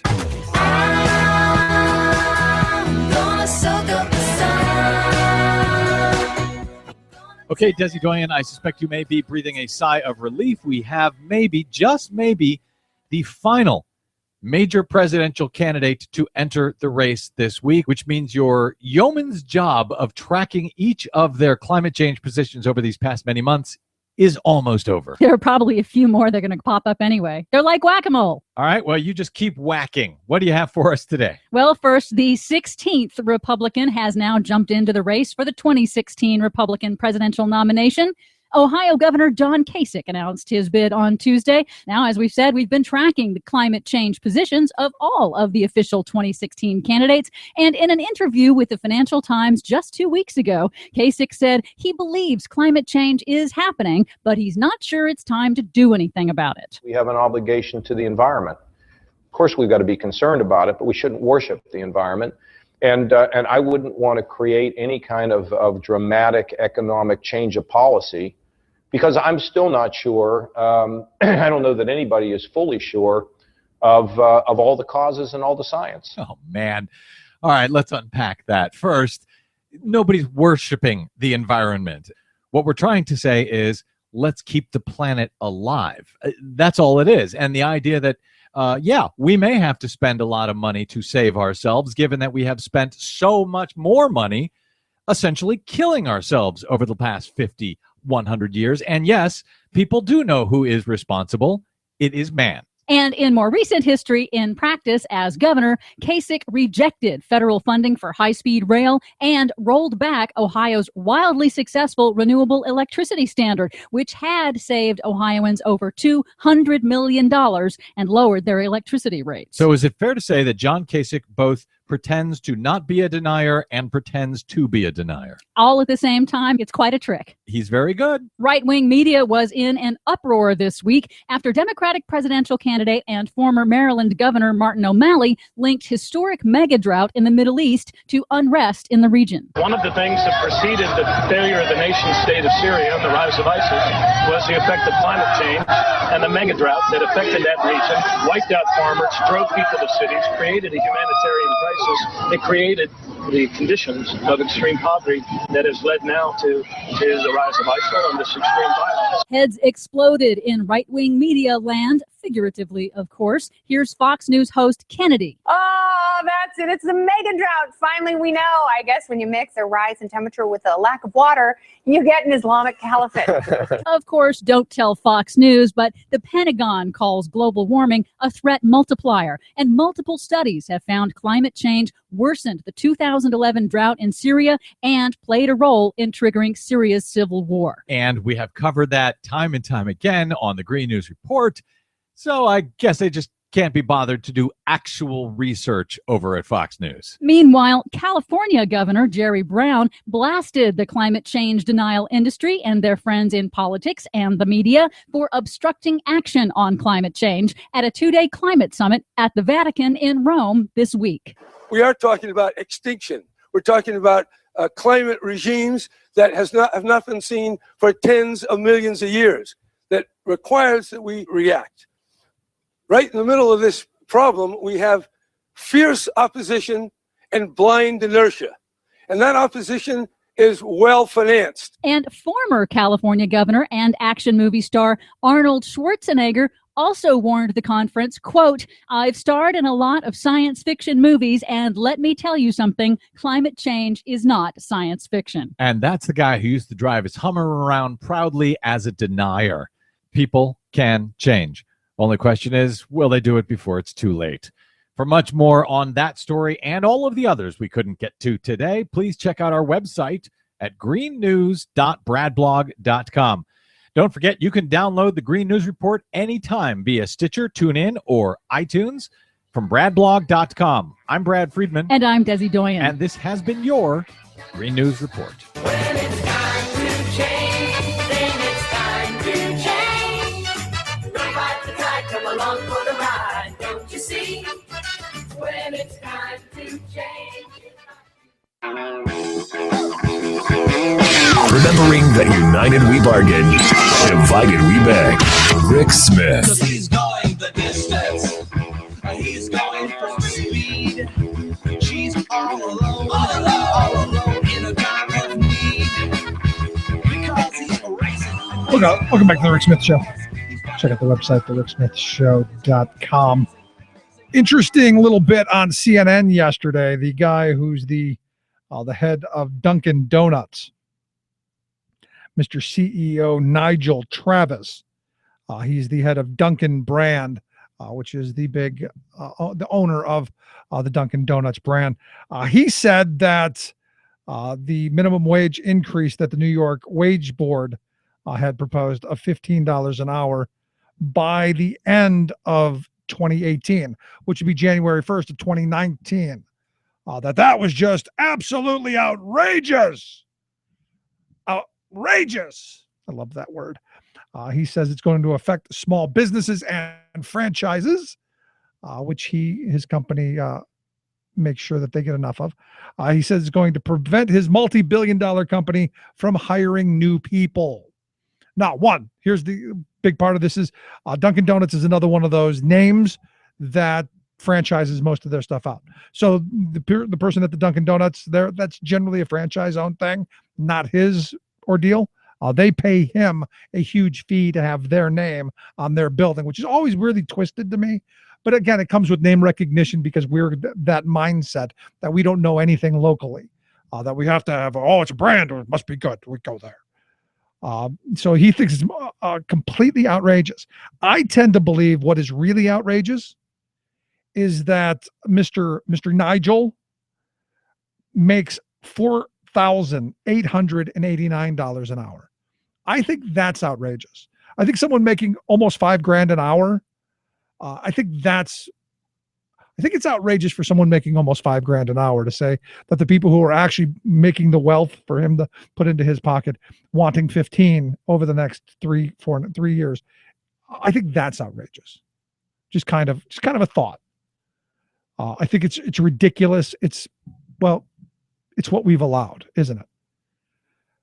Now you look at what we've given to this wealth class, to the CEO class over the years. And, we've talked about this quite often, but this is the kind of stuff that it doesn't seem to faze them. Yes, I make almost $5,000 an hour, but I'm worth it because, I work hard. And then we don't tax them. I mean, that's the weird thing about it to me. And you look at our stat of the day from 2003 to 2012. Newly released IRS stats have shown that the average federal income tax paid by America's bottom 99%, that's you and me, that's the rest of us, rose from 9.64% up to 10.3, almost 10.4%. So a 0.8 jump in our taxes. Over that same time, people like Mr. Travis here, that top 0.001%, the $5,000 an hour guys, their taxes actually fell from 20.6 down to 17, almost 17.5. And you look at this and you go, what is it about us that says, yeah, we're $15 an hour is outrageous. Yeah, I agree with the Mr. CEO, but 5,000 isn't. What is it about us that says, you know what, they should be able to do this, and we not get upset about it? I mean, yesterday we talked to a pork truck driver who's had enough, and we've talked to numerous people in the fast food movement, in the retail movement, in the pork truckers movement. We've talked to all these folks who have all said the same thing. I took this job because I need the money. I need to support my family, or I love what I do, or any number of these things. But I can't make ends meet. And I'm working 2-3 jobs. I'm busting my behind and still falling behind. And, I think about the woman from New Jersey who they found dead in her car behind a Wawa outside of Philadelphia. She was working 3 jobs, worked for 3 different Dunkin' Donuts. I'd love to hear Mr. Travis's thoughts on that, working 60, 70 hours a week and not getting overtime. I'd kind of like to hear the thought on that. He's upset that over the span from now until January of 2019, that the minimum wage increase is going to go up. He says 71% increase. Now, as I understand it, I think New York has I think they have a $10 an hour minimum wage locally. He says, and again, this is where this back and forth comes in, and I'm glad to hear that he's not opposed to the idea of raising the minimum wage. He says 12 sounds more reasonable. And, for me, if someone lives in New York City, $15 an hour seems to me to be unreasonably low because the cost of living there is so high. And you hear the stories of the poor doors of people, living in high-rise buildings that they're building, that if you live in the building and you're not one of the wealthy people, that you have a poor door in the back that you have to go through the back entrance. I think the messaging on that is phenomenal. Yes, you can come live in our building, but you have to go in through the back door. So one of the things with the minimum wage that really never really brought up is how much it costs, what the wages should be if you're a single mother with a child, with 1 child or 2 children. Well, the argument back was you shouldn't have had any kids. But we love the children. Because that was one of the things I like that was brought up a lot last year during the 13th primary. now like my county commissioner back home, Dr. Arkush. You know, she's brought that issue all the time on the minimum wage. Actually, the real wage should be $19 an hour for a single mother living in southeastern Pennsylvania, because you can't support yourself even on a $10 minimum wage or a $12 minimum wage with one job and, you know, having to support a family. And that's and the argument back to be will come as well. There'll be no jobs then because that'll just kill everybody, and then she'll have nothing. And that's the response that, you know, how do you argue with that? Yeah. How would you argue with that if someone said, you know what, I'm a small business owner, I couldn't possibly pay that. It's the end. I guess try to offer tax breaks for those business owners. I don't know. I mean, is that where the earned income tax credit comes into play? And this is where having that conversation. And look, and I think you're right. You're absolutely right. To live in southeastern Philadelphia would probably be $19 an hour. But there are going to be employers who say there's just no way. The Dunkin' Donuts people are going to say, no way, it's not possible. And this is where you start talking about, do we have earned income tax credit kind of things that prop that up? Do we have, subsidized? Because I'm not against it. What I'm against is the demonizing of people when they need it. And this is my problem. And look, if we can't have it, a living wage, then we've got to figure out for people to be able to make a living, right? Yeah.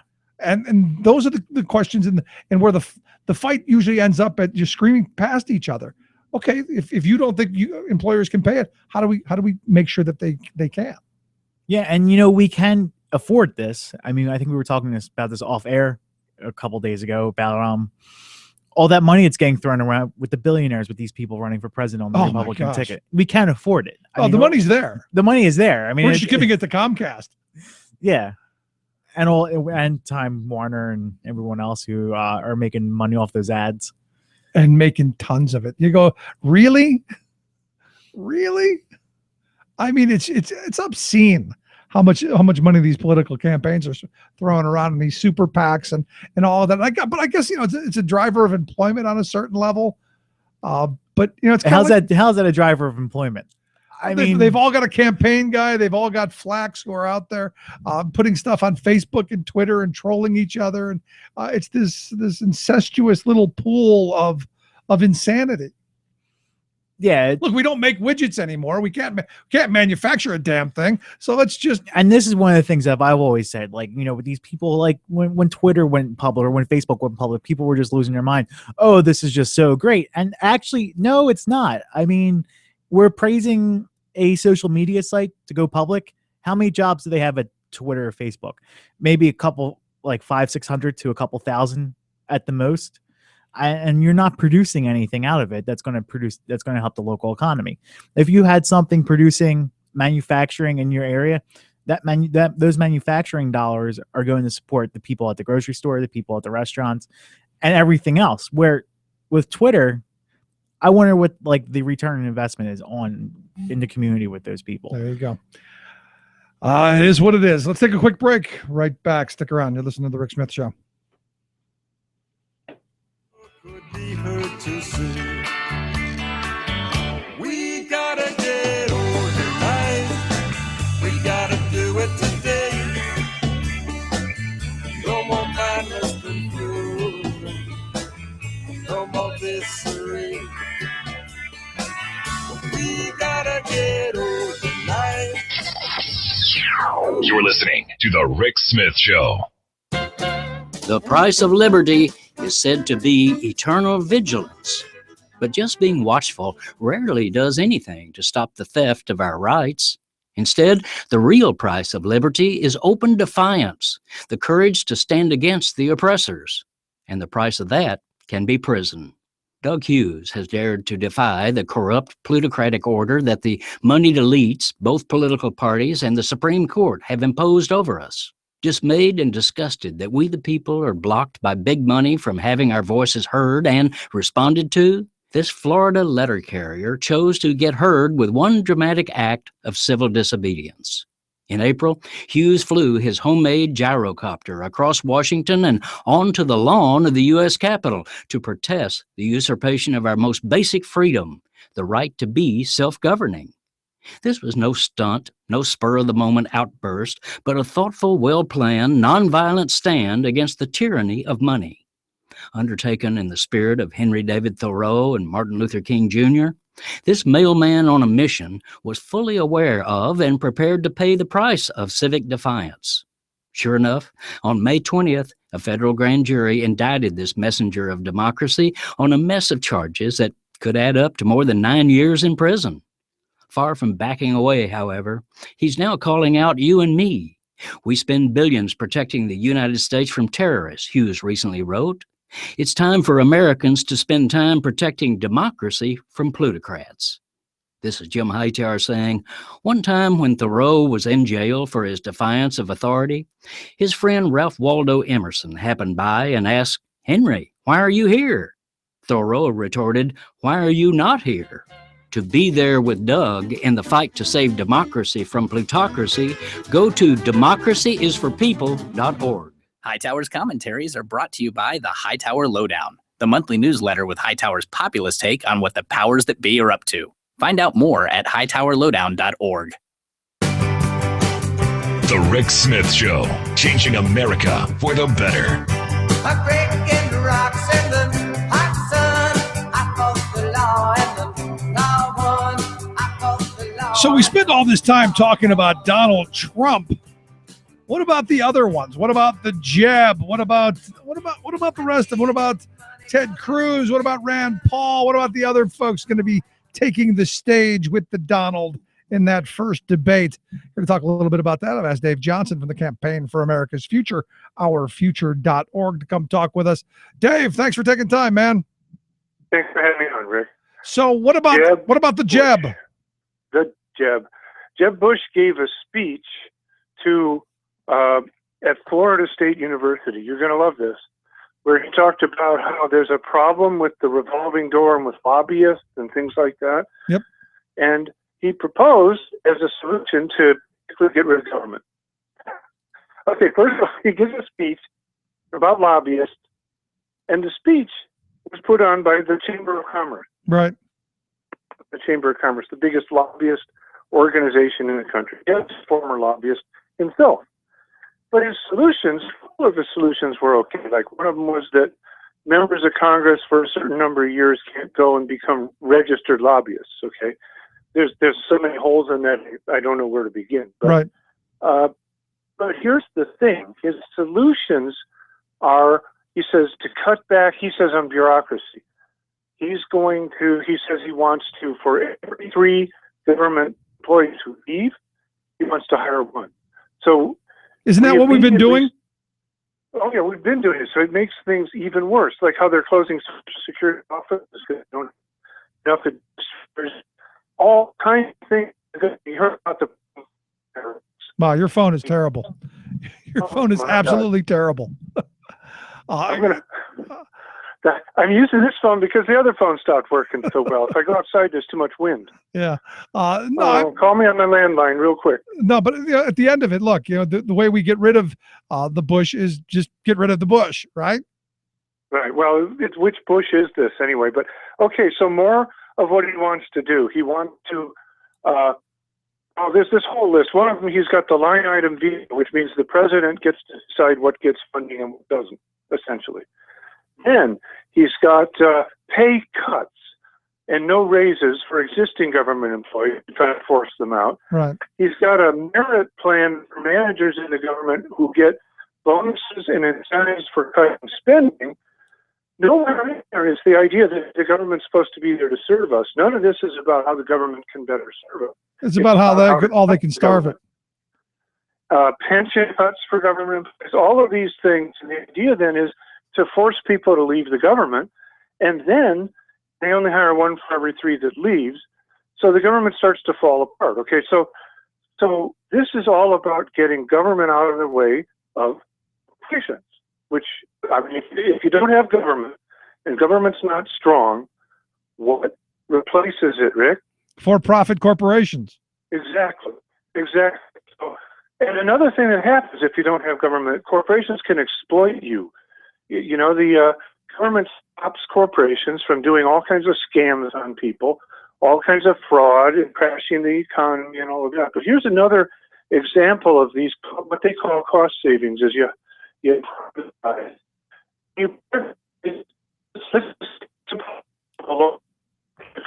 Dave, I'm sorry. We're gonna have to let you go on this one.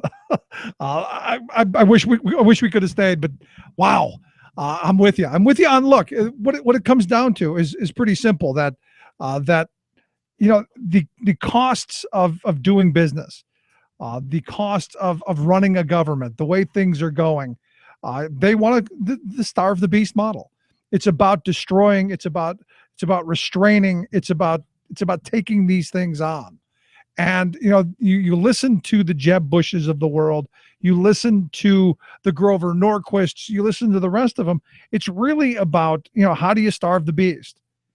And this kind of rhetoric is going to play with the simple-minded who they've trained. Look, they really have done a really great job of training people to be against their government. And to any time something comes up where people talk about we're offering another service, we're training our state employees, it's always bad. For instance, I'll give you for instance. One of the guys over in the Treasury Department here in Pennsylvania, they're running a financial literacy, just an hour kind of a training for all of the employees in the Treasury Department. Now you can easily throw rocks at the glass house, easy. These are people who work in the Treasury Department. Shouldn't they know how to handle money? And why should we be paying for them to handle their own money? Look, it's stuff that every business does. And there are those people who think that, well, they're public servants. No, these are people who work for the government, the employer. And the employer is making their workforce, their lives better by helping them with enrichment. Nobody complains when corporations do this, and a lot of them do. But if you read the comment sections on the story about this, oh my goodness, the insanity, the ridiculous insanity that comes out of it. Was that story even necessary? In my opinion, No, it wasn't. I was looking at that and I saw it on Penn Live, and I was thinking to myself, is that even necessary during the only reason why that happens is because we're in a budget stalemate and they wanted to have clickbait. That's it. But no, and it's even more than that. It's that whole anti-government. See, look what they're doing. They're wasting your money. And, you can make the argument that by people in the Treasury Department being able to handle their own money a little bit better, it gets them thinking about how to do their job a little bit better. And it gives you the tools maybe to be a little more creative. Hey, I didn't realize that. I've been doing this job 20 years. There might be a different way of doing things. It's called continuing education. It's called job training. And the one thing, guest to the program, John Michael Berger, at least he agreed with this. He's like, I don't see anything wrong with it. If it helps the people out, it helps the people out. And if it helps taxpayers save money, then it helps the taxpayers down the road too. And so he's like, there's no reason to be pointing at this. But I mean, I just saw that story and my head's like, slow news day? Are we combing? Are we crawling through the Capitol for something? Yes. But the reason I brought it up is you've got these people out there who are going, we just need to starve and pick and pick. And, it's not new. It's been going on for 30 years. And, I know Dave's phone was terrible, but he did hand out a couple of things that they're going after. Look, they're going to, for every 3 people that retire, and look, there are a lot of people who are going to be retiring in the very near future. We know that they're only going to replace one. So now one person is going to do the job of 3 people. Isn't that what we've been doing since the Clinton era? Help me here, but if I remember right, wasn't that Al Gore's job? Didn't he start doing that? And the answer is yes. And then the Shrub picked it up and they continued. Here on the state level, we have a governor who for his 4 years was pleased as punch to say that we fired 5,000 public servants. We fired all of them, not to mention the 20,000 teachers. They were thrilled with that. But we can go without another 10% teachers. We can get rid of 10% more. Oh, that idiot. Jeez.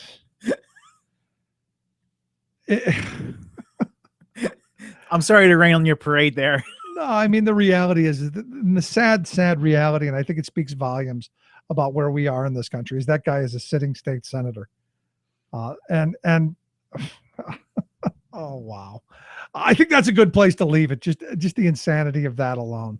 Anyway, if you missed any portion of the program, thericksmithshow.com. That's where you go to get the podcast. The Rick Smith Show app on the smartphone. Take the program on the go. As always, you can email me, Rick at thericksmithshow.com. Right back.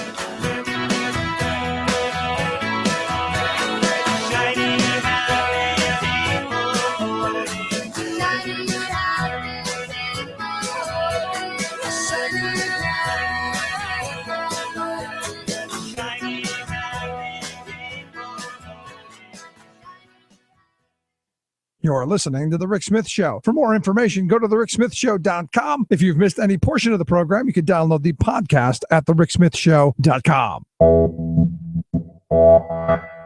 You're listening to WIN, Workers Independent News, a production of Diversified Media Enterprises.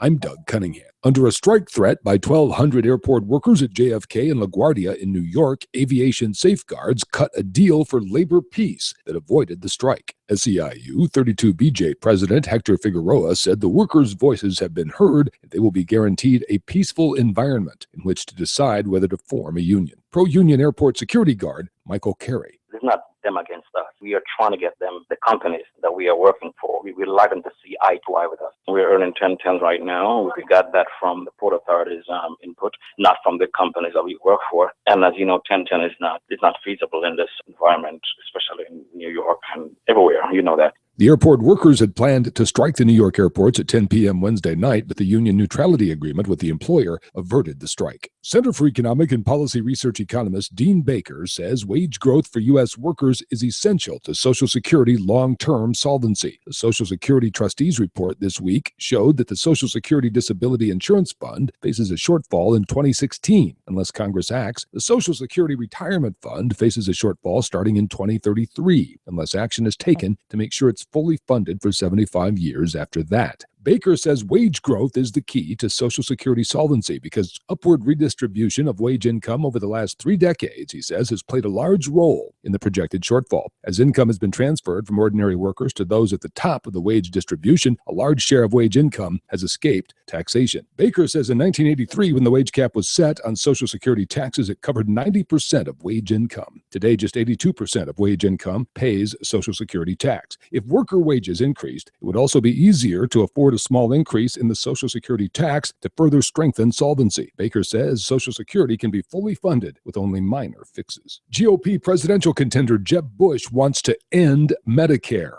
A vote for Jeb Bush would be a vote to phase out Medicare. Bush called for phasing out Medicare in an interview with the billionaire Koch brothers' flagship political organization, Americans for Prosperity, recognizing that it would be political suicide if he tried to suddenly abolish Medicare altogether. Bush's position, he says, is to keep Medicare for those already getting it, but to end the program for others. We need to figure out a way to phase out this program for others and move to a new system. So if you want to see Medicare phased out, Jeb Bush is your guy. Workers Independent News is brought to you with support from union-owned and represented Bank of Labor, member FDIC, equal opportunity lender. The Bank of Labor is the bank of choice for unions and their members. Now you can do business with a bank that shares labor values. More info online at bankoflabor.com. You've been listening to WIN, Workers Independent News. For more information, visit laborradio.org.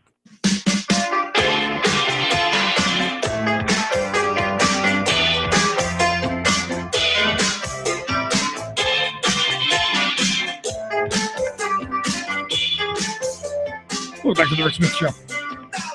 Check out the website, thericksmithshow.com. So lots of funny stuff going on over at the Capitol, even though folks are away and gone, and just some really very funny kind of stuff. My favorite, the camera. If you've been following the Twitter feed, Wagner's camera.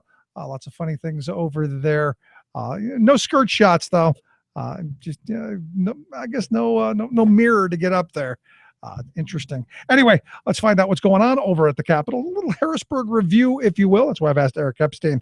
He's the chief cook and bottle washer over there at Rock the Capitol to come talk with us. Eric, thanks for taking time for us. Yeah, I think what people need to understand is even though the legislature's on recess, they're still doing business. They're still cutting deals. So they're not going to come back to August 22nd.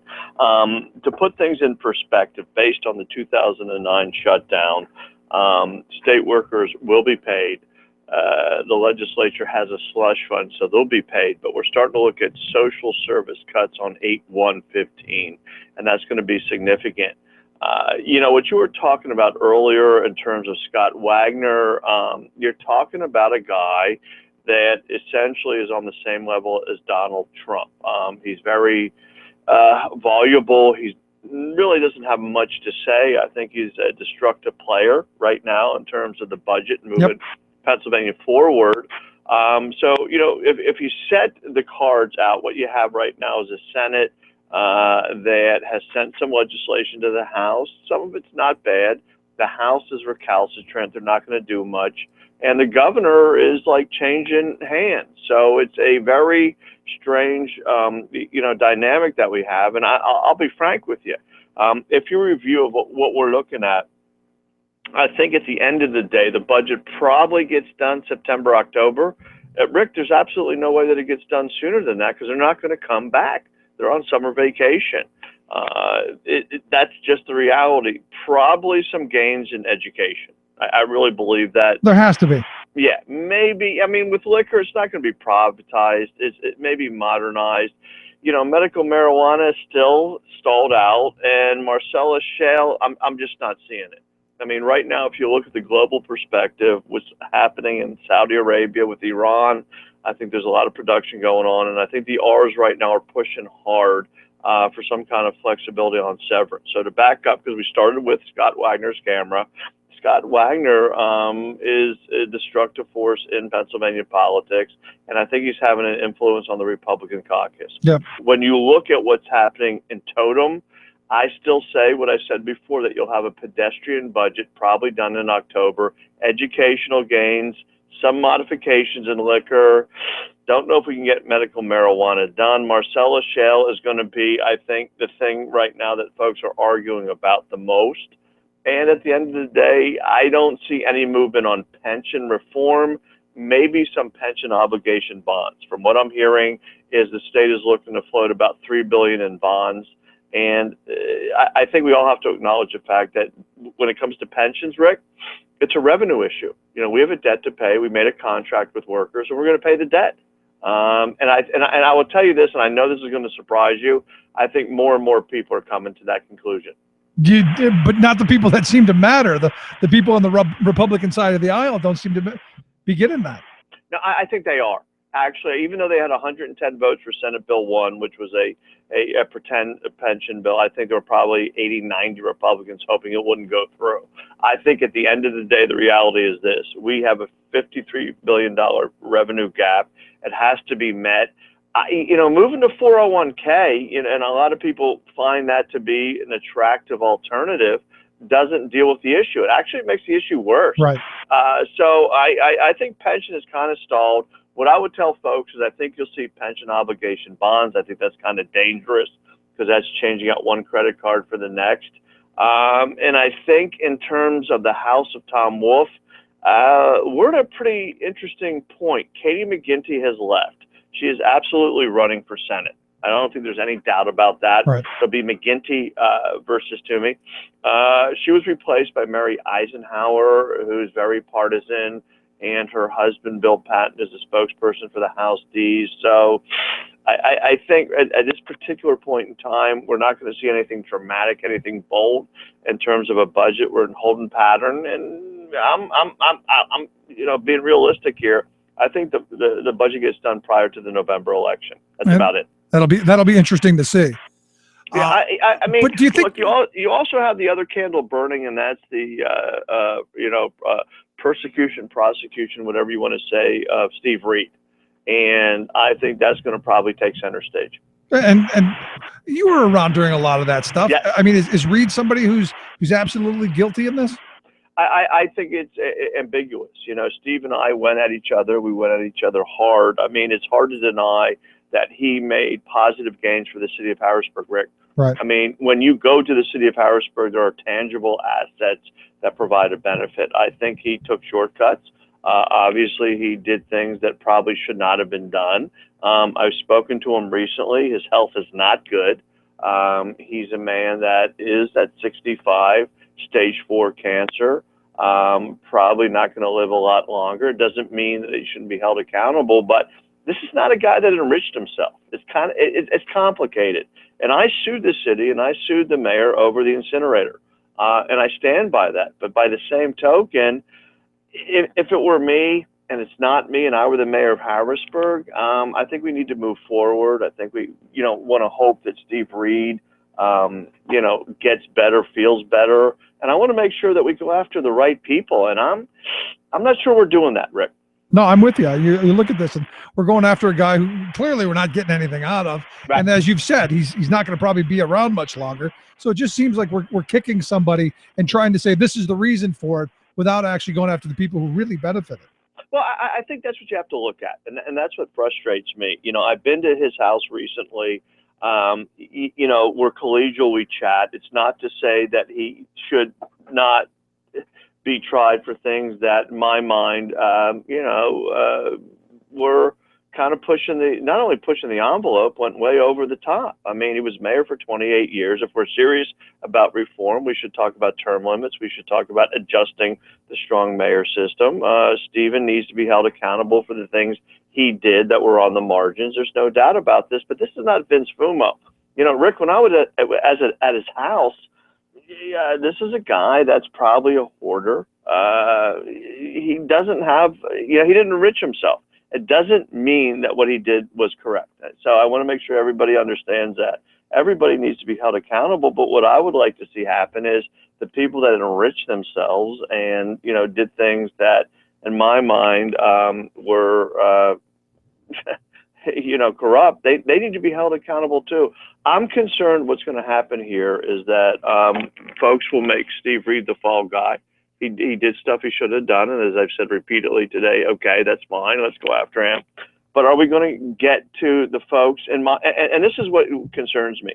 If you look at the Harrisburg Strong Plan, a lot of the people that were responsible for putting Harrisburg in the predicament they're in now negotiated the plan, profited from the plan. Are we going to go after them, Rick? No.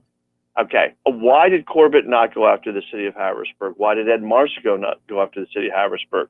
Again, this is not to let Steve Reed off the hook, but I'm a little worried that we're going down a road that's not going to fully evaluate or take people to the place where they need to be taken, and that is to be held accountable. Yeah, take them out to the woodshed. Well, look, at the end of the day, let's look at what happened. Harrisburg accomplished a lot. Okay. I happen to feel that there were misappropriation of assets. I'm not a big fan of some of the things that occurred. I'm also trying to understand, there appears to be a vendetta. Why are we going after the Civil War Museum? At some point, I think we need to heal. We need to move forward. We need to discuss, obviously, who did this, who did that. But I think the folks that need to be held accountable and that are getting a free ride are the same people that negotiated the Harrisburg Strong Plan. And hopefully, I don't want to come off as preaching. I just want everybody to be held accountable who had a part to play in the debacle. Yeah, under the same rules. And I'm with you. Yeah. It makes sense to me. But we both know, I think we both know, it's going to end with Reed. Well, and I feel bad because I think Steve had a vision, and I think, unfortunately, it reminds me a lot of Penn State, Rick, that we went after Penn State, and I get that. And we still have a board there that's not responsive, that's not transparent, that still makes decisions in the dark that benefits a few. Nobody is saying to Harrisburg, which is what I think they should say, is, hey, let's examine the strong mayor system. Let's look at term limits. So we've gone from Reed to Thompson to Pappenfuss. And at the end of the day, is the city any better? I don't think so. I don't mind holding people accountable, especially the people that got outrageous fees for giving bad advice. I'm just concerned that folks will go after Steve Reed. And again, not saying that, he doesn't need to be held accountable, and then just leave it at that. I mean, I was in Scranton today. And for an hour of parking, it's $1.25. Yep. When you come to Harrisburg, it's $6.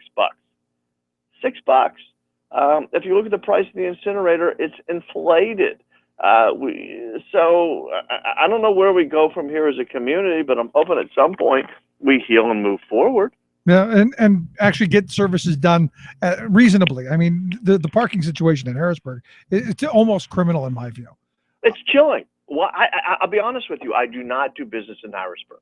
And I'm not doing this as a promotion for these restaurants, but if I have to do business in Harrisburg, I either go to the Appalachian Brewing Company or to the Subway on Hurst Street, the old pizzeria. Yeah. I don't want to take a chance.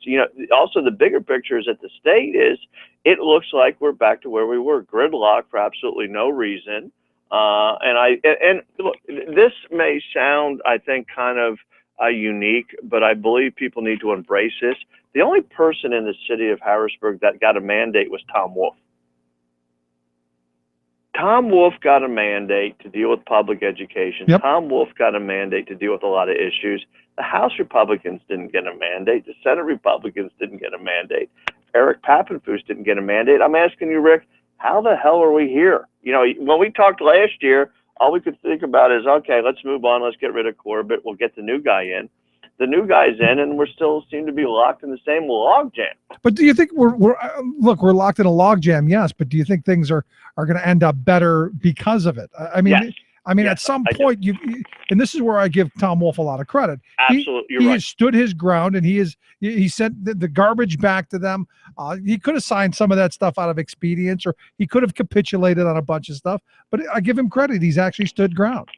No, I think we are better off. I mean, I'm not going to disagree with you there, but I think people, and this is one of the things that frustrates me, is that, the Republicans from the House side, the Senate side, look, we put a budget together. It was a phony budget.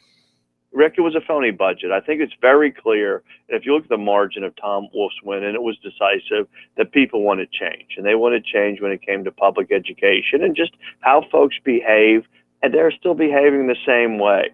I think, that we'll have improvement. And I think we said this 2 weeks ago, and correct me if I'm wrong.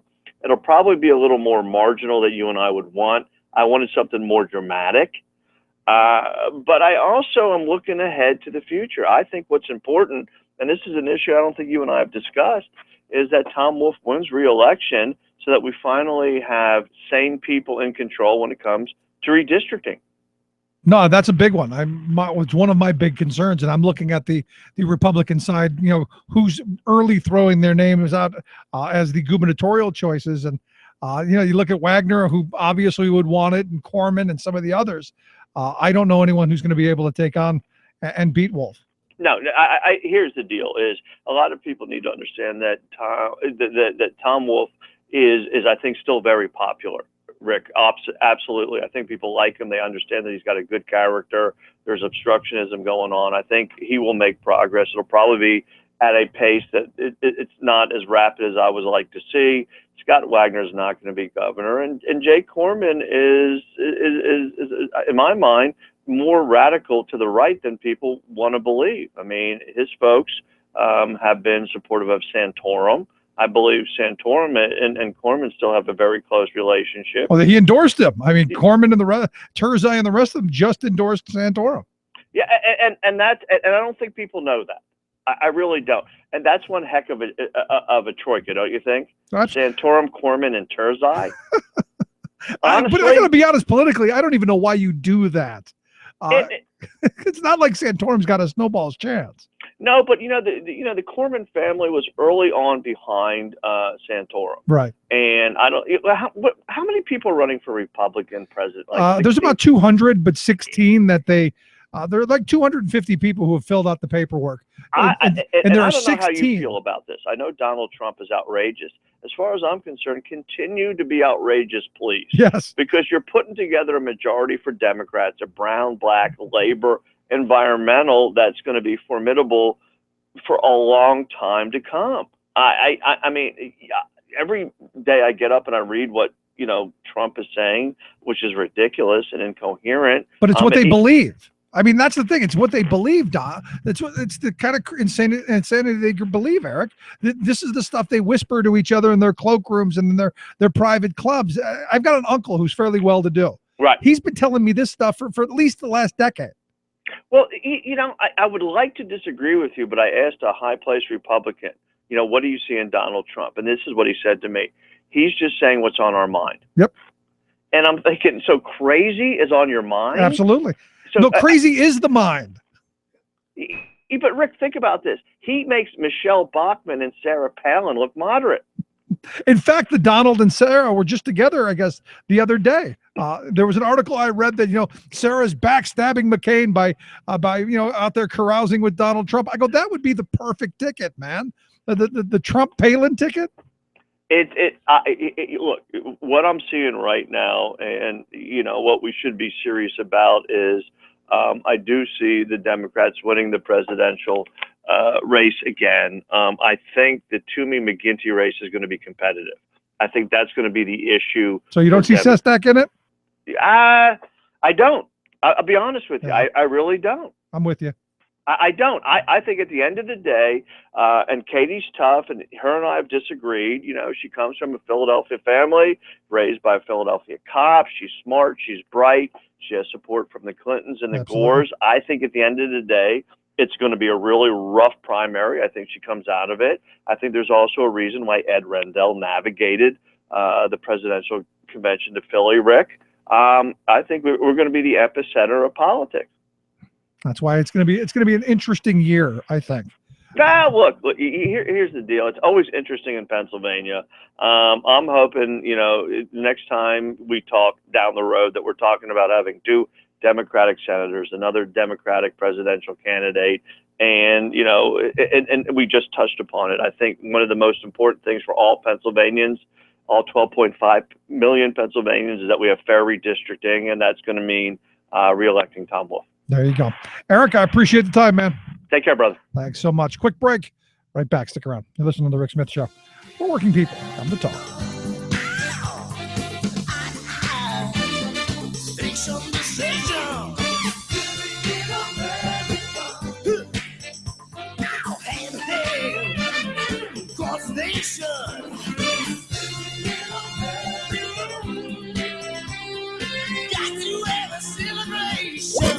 Not right wing, just right. The Rick Smith Show. I'm Rick Smith, and this is Labor History in 2. On this day in labor history, the year was 1877. Workers organized the first general strike in American history.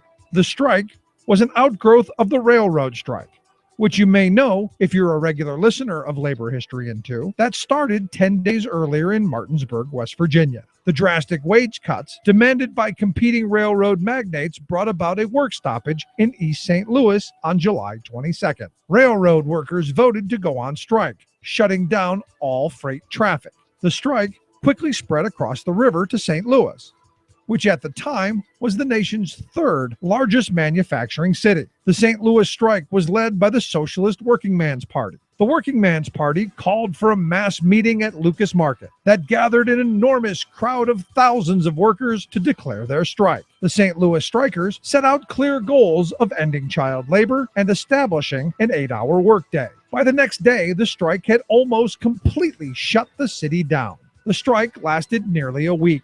However, divisions between rank and file and strike leadership emerged over issues of race. The demonstrations that emerged in the afternoon of the 25th were led by a group of Black river workers. In an interview following the strike, an executive committee member said, "We did all we could to get the crowd to disperse." He wanted to keep white strikers from following the lead of Black workers. The city's upper classes, startled by the events, began organizing a militia to quell the strike. Finally, federal troops arrived in St. Louis to crush the uprising. Special deputized police joined their forces.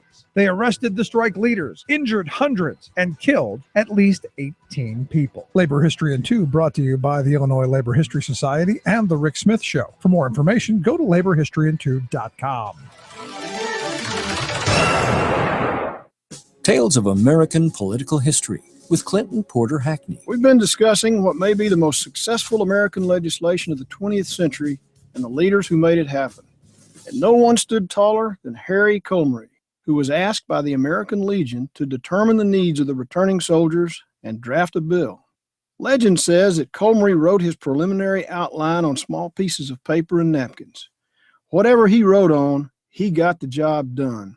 Congresswoman Edith Rogers may have wordsmithed much of the bill, but it was Comrie who assembled what needed to be accomplished and how to organize it. Harry Comrie's assembly of 10 provisions to help veterans ended up revolutionizing higher education, made homeownership available to the majority, streamlined veterans' health care, led to an all-volunteer military, and developed a democratized American middle class. Not bad for a guy who most people never heard of. This is Clinton Porter Hackney at cphackney.com. Chances are, when you took a shower this morning, an AFSCME member made sure that water was clean. When you drove to work, an AFSCME member maintained the road. When you rode an elevator, an AFSCME member inspected it. I'm David Philman, Executive Director of AFSCME Council 13, the American Federation of State, County, and Municipal Employees. AFSCME members enforce regulations, keep prisoners behind bars, take care of patients, protect the environment, and more. The work isn't glamorous, the salaries aren't high, but AFSCME members serve the public in every aspect of our daily lives. Chances are, you'll never see that AFSCME member working in a sewage plant, diving underwater to repair a bridge, or answering a 911 call. But aren't you glad they do? For more information, visit AFSCME13.org. We are AFSCME. We make Pennsylvania happen!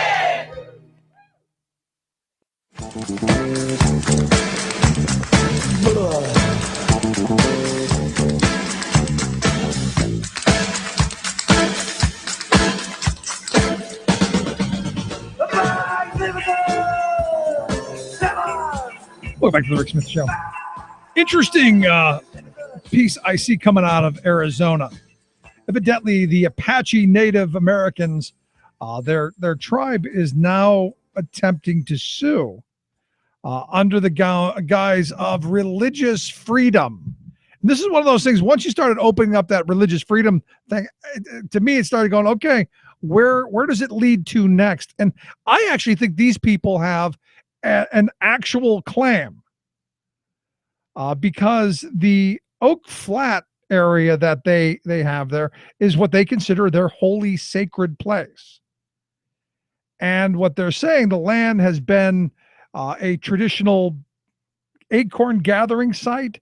It's their where they hold their burial services. It's where they do their rite of passage ceremonies. It's all of this stuff. And it's tucked inside Arizona's Tonto National Forest, historically a protected federal government property.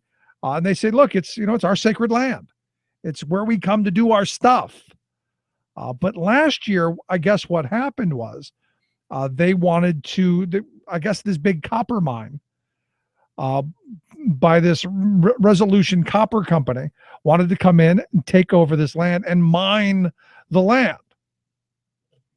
And there was, really this attempt to push through this, and it was added in the National Defense Appropriation Act.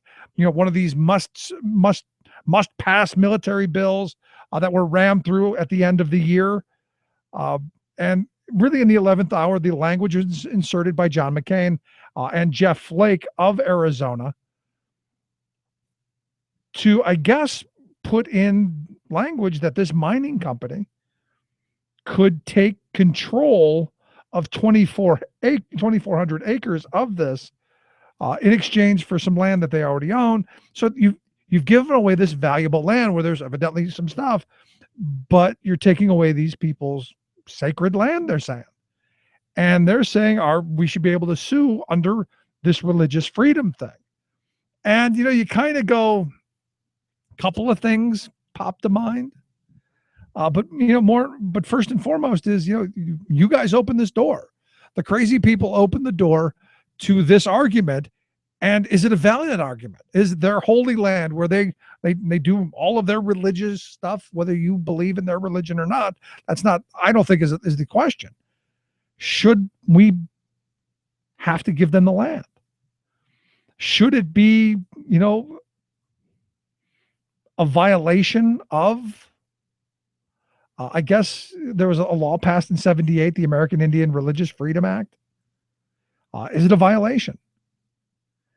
And, I look at this stuff and I go, see how crazy when you start to the extremes, see how things can go. Now they're also saying that, there's the National Environmental Policy Act that, says we're going to protect Native American lands and their sacred sites. We're going to do that as a matter of as a matter of law. But I guess there's a caveat there, as long as it doesn't cost us money. So I'm curious. I would love to hear people's thoughts on, do we hand over the land to be shredded and torn up so that we can have copper? Or do we believe in the religious freedom? I'm curious. Just one of those things that makes me go, interesting. I can't wait to see how this gets resolved. Let's take a quick break. When we come back, we're going to talk with Justin Duckham, Talk Radio News Service. Stick around. Right back. I'll never bend. I'm with you now until the end. Thought-provoking, intelligent conversation with a heart. The voice of the working class, Rick Smith. I'm still not sure of all the causes and all the science. Ohio Governor John Kasich jumps into the 2016 race. We'll try to decipher his position on climate change. One of the things that preceded the failure of the nation state of Syria and the rise of ISIS was the effect of climate change. The Democratic presidential candidate Martin O'Malley links global warming to Middle East unrest and ISIS. If he is saying that, then my use of aerosol hairspray is as bad as beheadings. And Fox News heads explode. Plus, Right in the middle of this problem, we have fierce opposition and blind inertia. California Governor Jerry Brown slams climate science deniers. All of those slams and more straight ahead. From BradBlog.com, I'm Brad Friedman. And I'm Desi Doyen. Stand by for 6 minutes of independent green news, politics, analysis, and snarky comments. Of course, we've got to be concerned about it, but we shouldn't worship the environment. No, we should worship a great, big, huge, invisible, bearded, floating guy in the sky. Like you, Governor. That makes much more sense. Am I right? This is your Green News Report.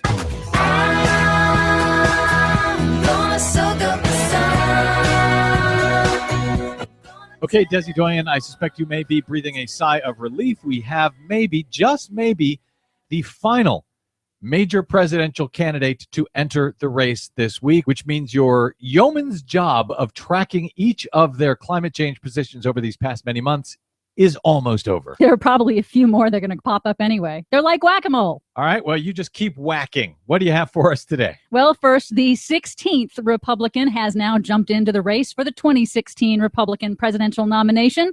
Ohio Governor John Kasich announced his bid on Tuesday. Now, as we've said, we've been tracking the climate change positions of all of the official 2016 candidates. And in an interview with the Financial Times just 2 weeks ago, Kasich said he believes climate change is happening, but he's not sure it's time to do anything about it. We have an obligation to the environment. Of course, we've got to be concerned about it, but we shouldn't worship the environment. And I wouldn't want to create any kind of dramatic economic change of policy, because I'm still not sure. I don't know that anybody is fully sure of all the causes and all the science. Oh, man. All right, let's unpack that. First, nobody's worshiping the environment. What we're trying to say is, let's keep the planet alive. That's all it is. And the idea that yeah, we may have to spend a lot of money to save ourselves, given that we have spent so much more money essentially killing ourselves over the past 50, 100 years. And yes, people do know who is responsible. It is man. And in more recent history, in practice as governor, Kasich rejected federal funding for high-speed rail and rolled back Ohio's wildly successful renewable electricity standard, which had saved Ohioans over $200 million and lowered their electricity rates. So is it fair to say that John Kasich both pretends to not be a denier and pretends to be a denier? All at the same time. It's quite a trick. He's very good. Right-wing media was in an uproar this week after Democratic presidential candidate and former Maryland Governor Martin O'Malley linked historic mega drought in the Middle East to unrest in the region. One of the things that preceded the failure of the nation state of Syria and the rise of ISIS was the effect of climate change and the mega drought that affected that region, wiped out farmers, drove people to cities, created a humanitarian crisis. It created the conditions of extreme poverty that has led now to the rise of ISIL and this extreme violence. Heads exploded in right-wing media land, figuratively, of course. Here's Fox News host Kennedy. Oh, Oh, that's it. It's the mega drought. Finally, we know. I guess when you mix a rise in temperature with a lack of water, you get an Islamic caliphate. Of course, don't tell Fox News, but the Pentagon calls global warming a threat multiplier, and multiple studies have found climate change worsened the 2011 drought in Syria and played a role in triggering Syria's civil war. And we have covered that time and time again on the Green News Report. So I guess they just can't be bothered to do actual research over at Fox News. Meanwhile, California Governor Jerry Brown blasted the climate change denial industry and their friends in politics and the media for obstructing action on climate change at a two-day climate summit at the Vatican in Rome this week. We are talking about extinction. We're talking about climate regimes that have not been seen for tens of millions of years, that requires that we react. Right in the middle of this problem, we have fierce opposition and blind inertia.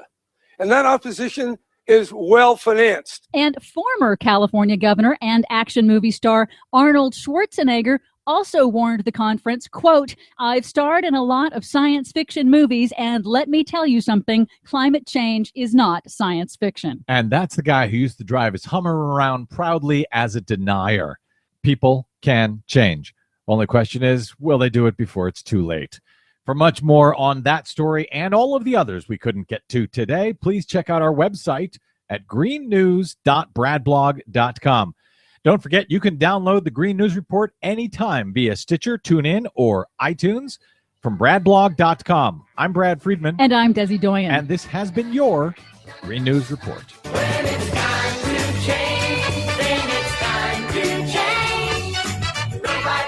Come along for the ride, don't you see? When it's time to change.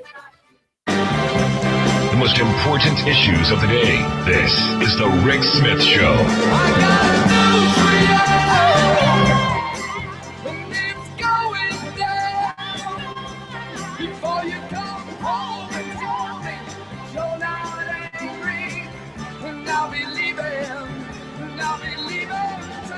Welcome back to the Rick Smith Show. So the big news, the WWE has dumped the Hulkster. No more Hulk. In fact, I guess they're going to, if I'm understanding this right, anything that has to do with the Hulk, they are now dumping that as well. So any internet content, any images, anything having to do with the Hulkster is being scrubbed from the site. Evidently, I guess 8-9 years ago, he was doing a sex tape and made some derogatory comments about his not wanting his daughter to run off with black guys, and the folks not happy with that. So they have issued a statement saying that they have terminated contact with him, no more contract, because they are committed to embracing and celebrating individuals from all backgrounds as demonstrated by the diversity of our employees, performers, and fans worldwide. And I guess, I don't know. Good for them. Anyway, let's find out what's going on around the rest of the world. Justin Duckham, Talk Radio News Service. Justin, thanks for taking time for us. Hello, brother. In honor of Hulk Hogan, I decided to do the entire station hit tonight in the Hulk Hogan voice for the rest of the evening. Okay, brother, tell me what's going on in the world. Champion of the world, world champion, Hollywood Hulk Hogan, all the way, WEW, cream of the crop, right over the top. I'm gonna get. I don't even know. I despise wrestling, so it doesn't matter to me. I don't care. I just don't. But I think this kind of purity is kind of, in my view, just a little ridiculous. And the sex tape, really, I don't know. I don't know. Yeah, no, I absolutely feel you on that front. It seems like it is probably a little bit of a reaction from the WW, or as I actually know it as the WWF. Yeah, what are you going to do? But it looks like he is sort of being erased from the history books there. They're trying to put a spin on it, saying that he resigned. And I guess this is just how it goes. It's kind of a sad end to a legendary career. I was a very big Hulk Hogan fan when I was younger. I actually, still have one of those wrestling buddy, stuffed animal dolls that you're supposed to fight with when you were a kid, which was I forgot a great way about of teaching kids nonviolence. And conflict resolution by introducing dogs that they could fight with and stuff. back at my mom's house. I forgot all about those. Yeah, that was great. I remember begging for one for Christmas, and I got it, and I would beat it up regularly. I guess you didn't have a brother or sister? I had a sister, but I think that my parents got me the wrestling buddy to kind of keep me away from her. Is it possible they dumped him because he's a 61-year-old guy who's not wrestling anymore?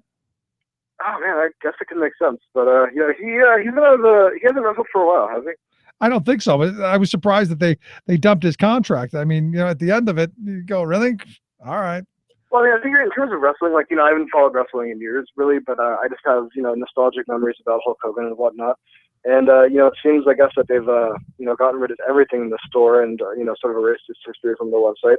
And that seems, pretty odd. This is sort of the one wrestling figure that's sort of a household name these days, and it seems like a pretty odd decision to get rid of everything in the store, considering he did really kind of represent a golden age for a lot of people, I guess. Yeah, and really, I think, built them into the empire that they are. Yeah, that would absolutely make sense. He was sort of the first superstar to break barriers there. He was somebody who transcended wrestling. Was a wonderful movie star for a brief period of time. If you ever want to torture yourself, The Rocky movie. You're not gonna point people to the Rocky movie, are you? No, I was gonna point him to I want to say Mr. Nanny or something like that. I forgot what it's called. It's an awful movie where Hulk Hogan plays a nanny. It's pretty terrible. Oh man! All right. Well, either way, it is what it is, and it seems to be where we're going as a nation. The guy just, I don't know. I don't know. That it is what it is. Let's move on. The Department of Justice is not going to be probing Hillary. Is that what I understand? Well, they're not going to be probing Hillary in terms of a criminal investigation. This is sort of backtracking from what was originally reported and what had been backed up by a number of statements from Justice Department officials. Initially, there were reports from the New York Times that there was going to be a criminal investigation into the mishandling of Hillary Clinton's emails when she was using a private server on the basis that she was perhaps inappropriately sending classified information. Now, however, we're being told that the inspector generals are, in fact, just calling for an investigation that does not have, criminal, meanings behind it in order for perhaps being defined, simply just to look into whether or not there were any, classified documents that were sent through unsecured networks, primarily, I guess, out of an interest for national security than, necessarily trying to pin down the former Secretary of State. So if let's say she did send classified documents via, an unsecured email, what are the crime? What's the crime with that? What would she be tried with? Because you can't say that, she was trying to leak documents or anything like that. Or at least I won't say that. But what's the penalty? You know what? I'm not a lawyer, and I'm not sure what the penalty would be. And I'm not even sure if there is one, which may explain why there's not really a criminal investigation going on in this regard. This looks like it could be something that could be illegal, particularly because apparently the information that was classified to a large extent was information that was classified retroactively after the emails were sent, which is, sort of a confusing concept, but I guess, that's the manner that the State Department works in. And so, it's kind of hard to exactly cite out any specific wrongdoing in terms of this for on her account. I mean, it's not like she was sending nuclear launch codes via Yahoo email. That's a pretty good point. This was a private server. This was something that, she maintained was pretty well, protected, and there's no indication that anything that's been sent out under there was, hacked or whatnot. Because here's what bothers me, Justin. This is all of this stuff then turns into grand conspiracies, and you've got all these right-wing cranks out there going, all this stuff was for nefarious causes because they're trying to bring us down, and we need to overthrow the government. And we get a bunch of old white cranks with guns going shooting places up. It's just kind of because they're going to water the tree of liberty. Damn it. To me, I don't see the conspiracy here. I just don't see it. No, I mean, that's something that may be because there may be no conspiracy here exactly. It's kind of hard to, point out that there is anything that's been, improper. There, of course, is some transparency questions that are existing, but ultimately, at the end of the day, if she wanted to avoid this sort of, conspiracy theory groundswell herself, probably the correct action would have been to have, not sent the emails on the private server. So, good point. No, I mean, it's hard to guarantee transparency in that front, and as much trust as I place in it, and then as wacky as I think the Benghazi things are, it just creates some unnecessary headaches. They're good. All right. Understand there was some tension on the Senate floor today. You lie comment come around, huh? Yeah, this is pretty interesting. This was between Ted Cruz and Mitch McConnell. Cruz took to the Senate floor and said essentially that Mitch McConnell had promised about 45 Republicans behind closed doors that he was not going to be pursuing any kind of vote on the XIM or the Exxon Bank deal, which is, of course, a bank that helps American businesses find funding overseas.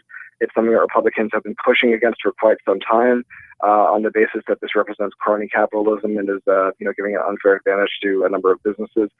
And so today, McConnell decided to move forward with a version of the XIM Bank legislation, and that was something that, according to Ted Cruz, represented a lie. He said that it was a shame that Majority Leader could look them in the eye and could say something that he knew in his heart to be false. And he made a number of statements, in those regards, essentially saying that these were lies, that this was false, and, really ripping into Mitch McConnell, then leaving the Senate floor, and according to our reporters on the Hill, not taking any questions from anybody following that sort of odd diatribe. And this, of course, highlights the fact that Ted Cruz really is not the most popular man in the Senate. Is somebody that has lashed out against a lot of his fellow Republicans and is pretty much universally loathed over here in Capitol Hill. But doing well on the campaign trail, right? He's right up there on the 2016 presidential list, right? He's not doing as well as a lot of people would imagine. Actually, the Real Clear Politics average, I guess, puts him at around 5% or so. He's trailing pretty far behind a lot of these people, and he really kind of hasn't had the splash that a lot of people have been enjoying, which is probably why I came out here today to make that statement and get some much needed attention. Then that's where I was going with this. Is this one of those things that you get a little headline for? Because I saw the headline I saw is Ted Cruz tells Mitch McConnell, "You're a liar," and you read the story. He didn't actually say you're a liar. He danced around it, but I like the more direct. You're a liar. It wasn't there. No, but he said that he told lies. So, I mean, if you want to split hairs and stuff, or if you want to be accurate, I guess. Yeah, if you want to be a journalist and have some bit of integrity, yes. Yeah, no, I understand. But this is something that essentially, is probably being done as a political stunt from Ted Cruz. This is, he's, of course, somebody who has been trying a lot in recent weeks to try to claw his way back into the polls. One of the big things this week was that he held a, hearing on the Supreme Court's apparent judicial activism that I'm sure was aimed at getting a lot of headlines, but kind of, fizzled at the end of the day, which is, pretty interesting considering, is essentially charging, Supreme Court justices of playing politics via a tax-funded hearing that was essentially nothing more than playing politics. Interesting. Does he have enough support to make the cut, though? That's the question for the big debate. I was looking at this earlier, and it looks like he's sort of on the fence. I think he's, he may just make it at the end of it, but it looks like, Jindal Santorum. And I wish that was in front of me. And but it looks like he probably is going to make it, but just barely. Oh, that's going to be fun because I can't wait to see. I can't wait to see the Trump debate. No, it's going to be interesting. Although Ted Cruz and Trump have been pretty much hands off with each other. Ted Cruz has said that he's not criticizing Donald Trump, essentially under the basis that he doesn't want to spur Republican or Republican violence, even though he's somebody who has today come out and called the Majority Leader essentially, or accused him of telling a lie, and was also spurned with John McCain and a number of other Republicans on many different occasions. Right. Does this mean the gloves are off? He's going to go after the Donald? No. I think Ted Cruz is trying to cozy up to Donald Trump. I think he's trying to aim for an endorsement from him once he steps down, and it looks like that could be pretty likely considering he's the only one who hasn't really ripped into Donald Trump so far. So I think that's probably cold, shrewd political calculations behind his decision for that one. Yeah. All right, and finally, the tragic, horrible shooting last night. Again, another one of these angry white guys with a gun. What are your thoughts? Yeah, I mean, it's we're getting more information about the suspects. This is John Russell. No. Don't care. Don't care. Fine. I'll mention it again. The shooter was apparently a 58-year-old white male, somebody who was, as we're seeing now, a right-winger of sorts. He appeared on a good number of local TV shows and radio programs as sort of the right-wing guest, and challenged electrical debates or would call in randomly to accuse things. We also are understanding that he has sort of a record for erratic behavior in recent months, stemming from a divorce that he had, and also was somebody who had a registered page on the Tea Party network, which just kind of shows that this is somebody who was on the pretty far right when this did occur, which is worth noting since this is there's still some lingering questions surrounding the attack. Yeah, I mean, and I read some of the articles that talk about, he had disguises in the hotel room, and I'm going, why would you bother with the disguises if you were going to, to go and do what you did? Yeah, well, I mean, according to Jindal, who was on the scene to give a press conference, it looks like the shooter was attempting to leave the scene alive before being cornered by police and ultimately taking his own life. So it's it raises, I guess, questions over what exactly he was planning to do after the initial attack itself. Just nuts, Justin. I tell you, just nuts. Yeah. But it's not the gun's fault. Of course not. Because guns don't kill people. I mean, yeah, except for when they do. There is that. Justin, I appreciate it. You have a great weekend. See you again next week. Thank you. Have a good one. Justin Duckham, Talk Radio News Service. Quick break. Let's wrap things up and begin the big weekend. Right back after this.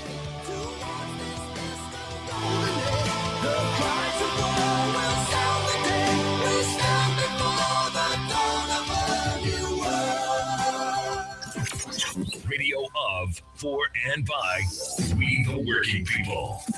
The Rick Smith Show. The price of liberty is said to be eternal vigilance. But just being watchful rarely does anything to stop the theft of our rights. Instead, the real price of liberty is open defiance, the courage to stand against the oppressors. And the price of that can be prison. Doug Hughes has dared to defy the corrupt plutocratic order that the moneyed elites, both political parties, and the Supreme Court have imposed over us. Dismayed and disgusted that we the people are blocked by big money from having our voices heard and responded to, this Florida letter carrier chose to get heard with one dramatic act of civil disobedience. In April, Hughes flew his homemade gyrocopter across Washington and onto the lawn of the U.S. Capitol to protest the usurpation of our most basic freedom, the right to be self-governing. This was no stunt, no spur-of-the-moment outburst, but a thoughtful, well-planned, nonviolent stand against the tyranny of money. Undertaken in the spirit of Henry David Thoreau and Martin Luther King Jr., this mailman on a mission was fully aware of and prepared to pay the price of civic defiance. Sure enough, on May 20th, a federal grand jury indicted this messenger of democracy on a mess of charges that could add up to more than 9 years in prison. Far from backing away, however, he's now calling out you and me. We spend billions protecting the United States from terrorists, Hughes recently wrote. It's time for Americans to spend time protecting democracy from plutocrats. This is Jim Hightower saying, one time when Thoreau was in jail for his defiance of authority, his friend Ralph Waldo Emerson happened by and asked, Henry, why are you here? Thoreau retorted, why are you not here? To be there with Doug in the fight to save democracy from plutocracy, go to democracyisforpeople.org.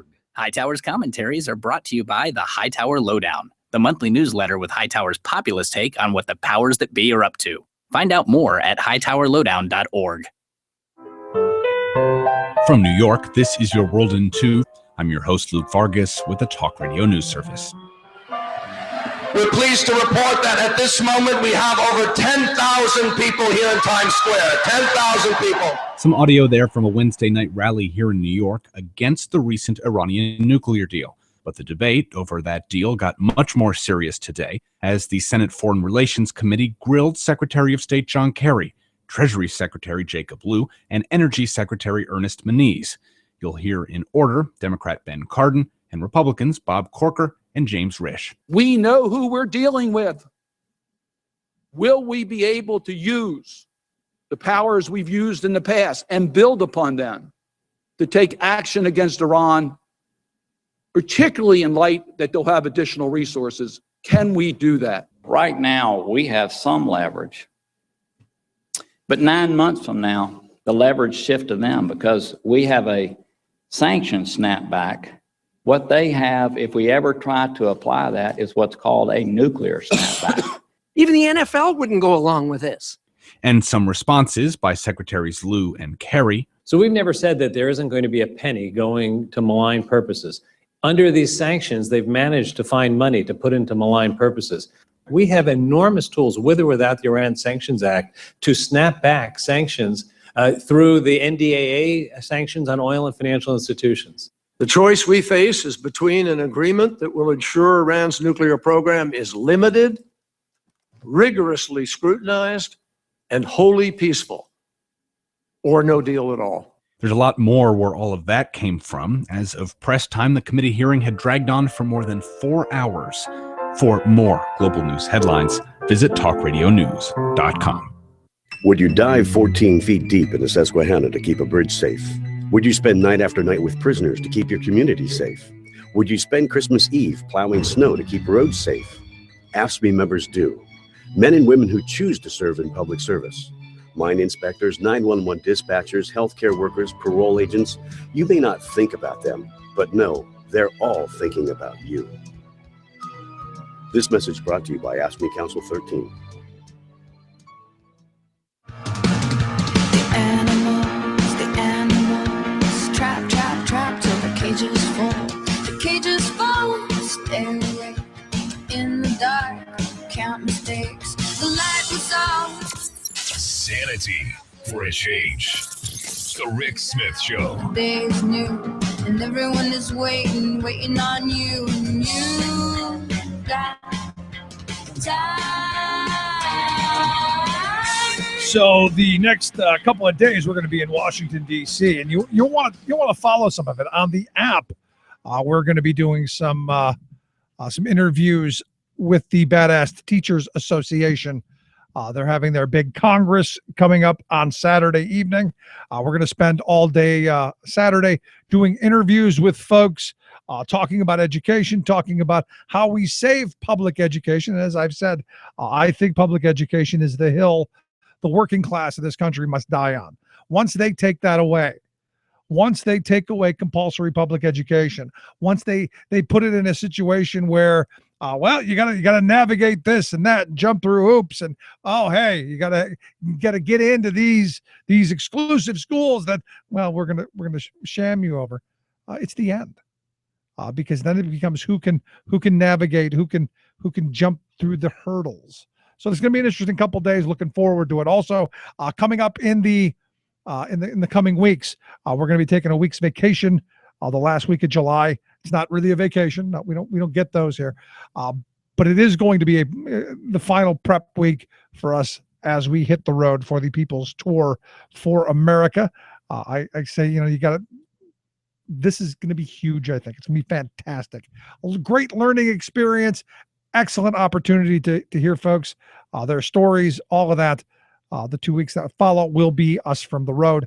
And I'm looking for that. I would love to hear your thoughts, your questions, your comments. What should we be looking for? What should we see? What should we do? You can email me, rick@thericksmithshow.com. To this point, the things are lining up. The stars are aligning. And the word I keep using is helpful. I'm finding that a lot of folks are being very helpful in our planning of this trip, which I'm looking forward to. I love being out on the road, and I love exploring things. And it'll be great to have you guys along with us as well. You'll be able to follow us, peoplestourforamerica.com. We're going to post videos and pictures and all the interviews, and it's going to be fabulous. It's going to be fantastic. And hopefully you will come along with us. It's going to be great. Anyway, like I said, any thoughts, any questions, any comments, anything you say, this would be great. I'd love to hear it. rick@thericksmithshow.com. Of course, today, if you missed any of the program, download the podcast there at the website or get the app. I highly suggest the app because you can tune in tomorrow to hear us all day long talking about what's going on with the Badass Teachers Association. But thanks for being here. Have a great weekend. It's going to be, I think it's going to be a little sticky, but it's going to be good. But thanks for being here. And we will see you back here on Monday, tomorrow on the app. Have a great weekend.